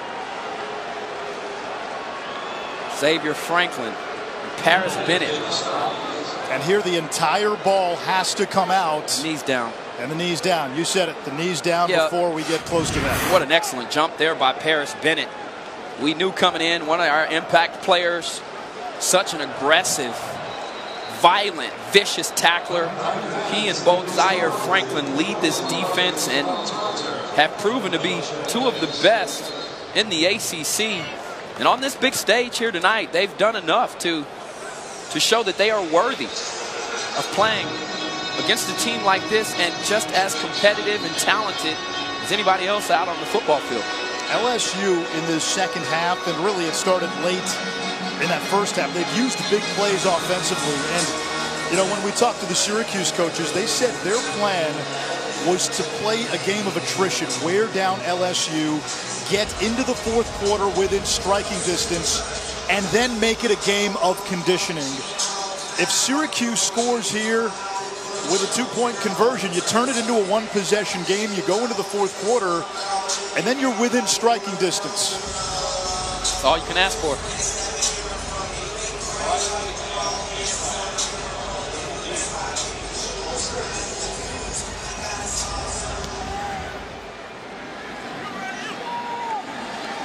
Here is Riley. Tripped up shy of the 30, down to Julie.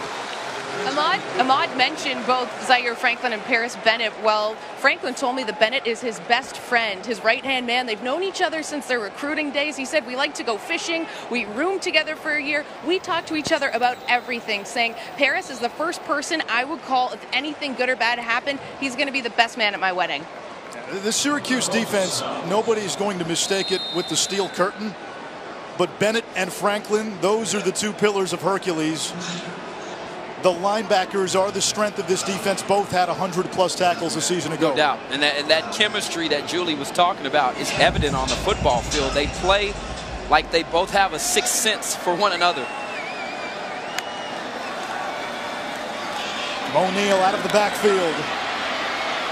Neal with a first down, an outstanding receiving back. 14 yards. Yeah, Neal is more of a slasher. Does a good job of absorbing contact.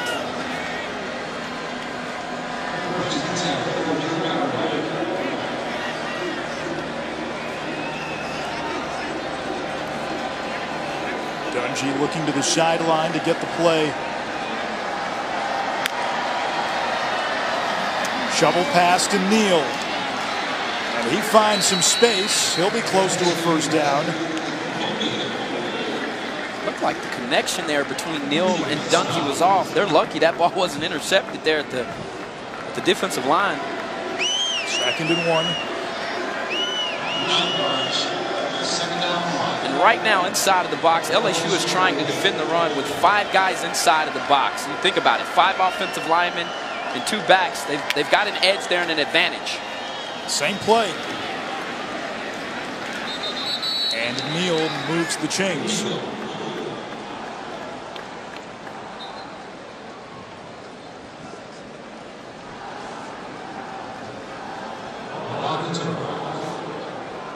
As you can tell, the offense coordinators for this team Sean Lewis along with Mike Lynch, slowing the game down a bit. Going right back to Mo Neal. Finally taken down by Christian Lacouture and Eric Monroe.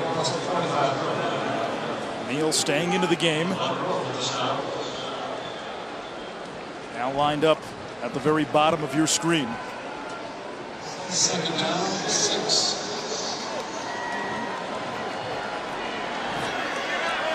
60th play of the game for Syracuse.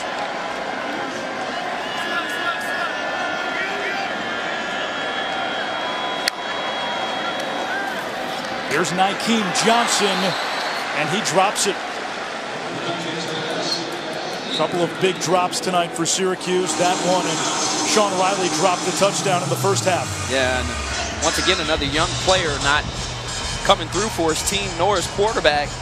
Looked like Nykeem was trying to run before he actually caught the football. Big third down here for Dungy in this offense. Dungy in trouble. Somehow able to complete that pass. Devin C. Butler, who had a touchdown pass in this game, picks up 13.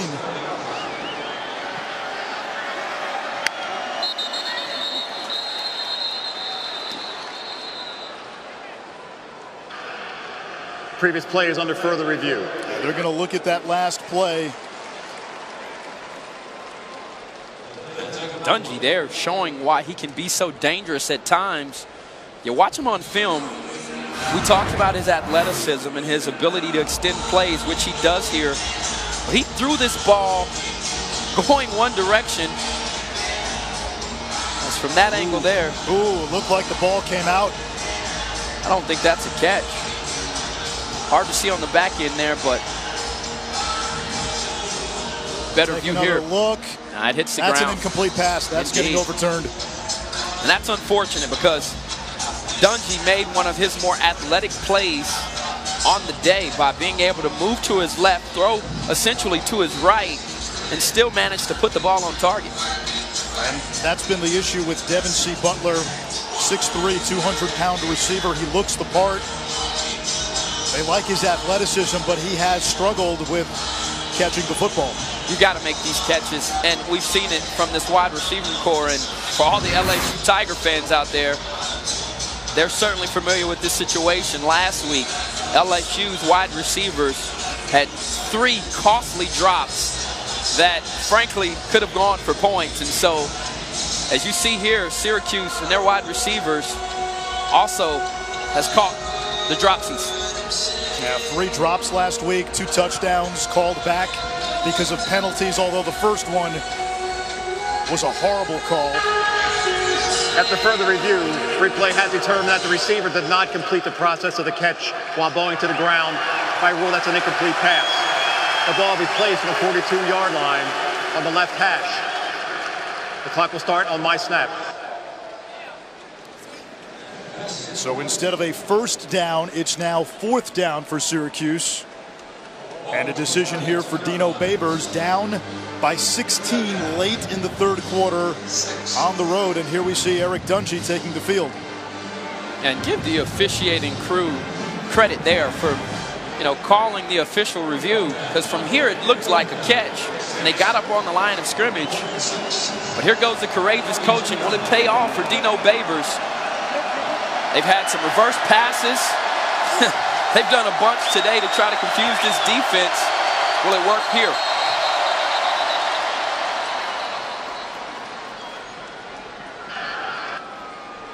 Please reset the game clock to 1:15. 1:15 on the game clock. Thank you.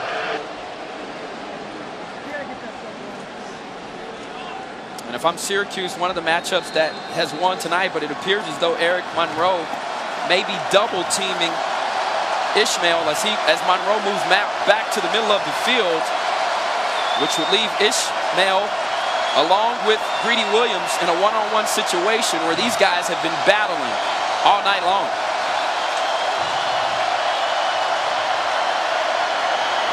Irv Phillips has some room, and Phillips able to pick up a first down. What a gutsy call. Oh my goodness, and the creativity once again. Just an excellent play call from Sean Lewis to pick it up on 4th down. 8 yards. First and 10.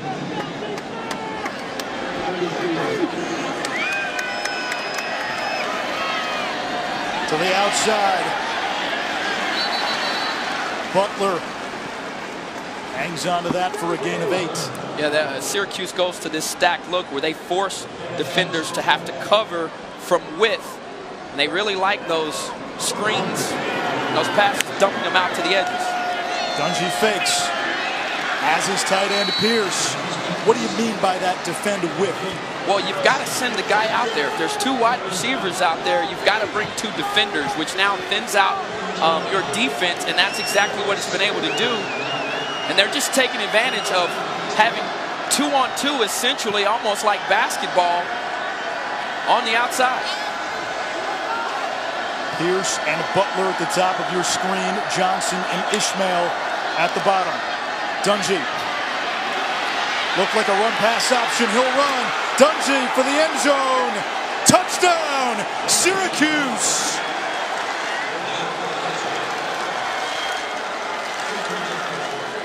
Anish, I asked for it earlier, and this was not a design run. This was just a good decision by Eric Dungey.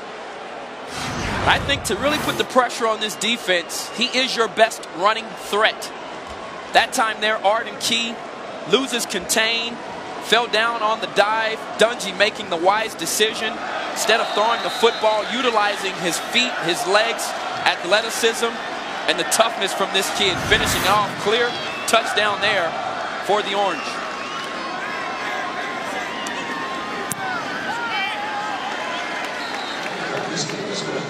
The PAT is good. And after LSU went up 28-10, a safety and a touchdown have brought Syracuse to 28-19. Do you agree with not going for 2 in that situation? This is tough. Yes, I'm going to say I agree with it. Partly because you're finally starting to find some rhythm. Just take the point, right? Your offense is starting to click a bit. Still down 2 scores now. Well, but here's the deal. I mean, you can't say he's scared. He just went for it on 4th down and got it. So I think at that point, just be happy that you come away with 7 points. And now let your defense come back out and try to find the charge and the momentum that they had in the first half of the ball game, where they were going blow for blow with the Tigers. And you got to think LSU has to be worn down at least a little on defense. Think of that last drive. They're backed up from the 1-yard line, called for a safety. You kick it right back to Syracuse. They march down the field. Even LSU's scoring drives have been short, quick ones. Yeah, LSU expecting maybe an onside kick here. And instead, Murphy boots it deep. Touchback. LSU ranked 25th in the AP poll this week, tumbling after a loss to Mississippi State.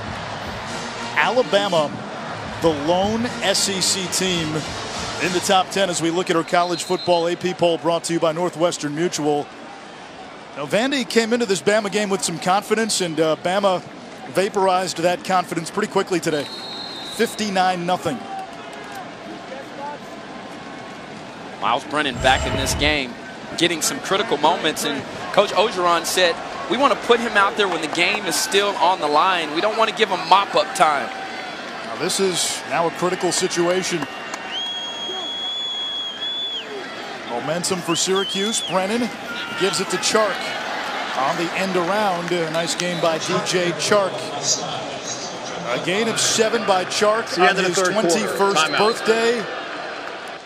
Ed Orgeron's teams at LSU have not lost a game when leading after 3 quarters. And the Tigers 15 minutes away from a 49th consecutive non-conference home win.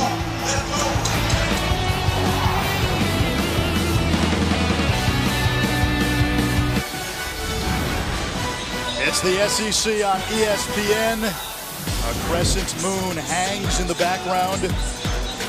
A night game at Tiger Stadium Saturday night in Death Valley. Surprisingly, some fans have cleared out here for the fourth quarter. Still a fairly close game, 28-19. LSU with the ball. Freshman Miles Brennan in at quarterback, gives it to Darrell Williams, who's tackled close to the marker. It's 3rd and short. And Ahmad, for LSU, coming off that loss to Mississippi State. You know, you look at this game at the start of the season, it's one you probably say it's a win, and it's an easy win. This is not a great Syracuse team by any means. What are the optics of this game so far through 3 quarters in your eyes? Well, I think it's what Coach Orgeron said. He said, listen, we're trying to find our identity. We're trying to establish these playmakers and clean up some of the penalties and compensate for the injuries that we've suffered. And they're in a fight right now with the Orange. Brennan gets the push from that O-line and has the first down. A very good play there from Miles Brennan. It appears as though he might have even had the option to run the quarterback sneak or hand the ball off, and making the wise decision. Felt like they had the numbers there and running behind their all-conference center, Will Clapp. Good decision. Clapp has played all over that line. Left guard, right guard, center. Replacing the 2nd round draft pick in Ethan Posick.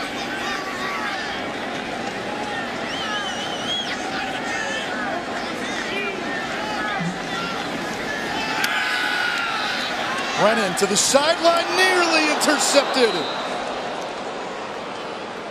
Paris Bennett nearly sent a shiver down the spines of this crowd, because if he catches that, he might go the other way. He might, and he's already accounted for some points tonight with having the tackle that led to a safety.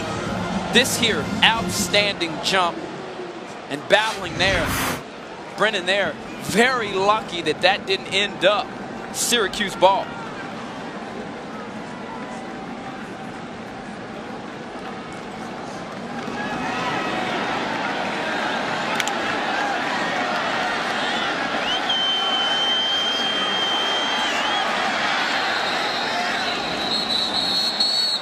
And a timeout by Ed Orgeron. Timeout, LSU.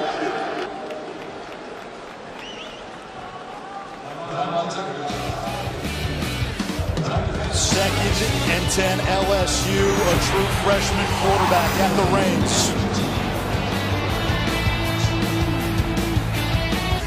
ESPN College Football, brought to you by Audi.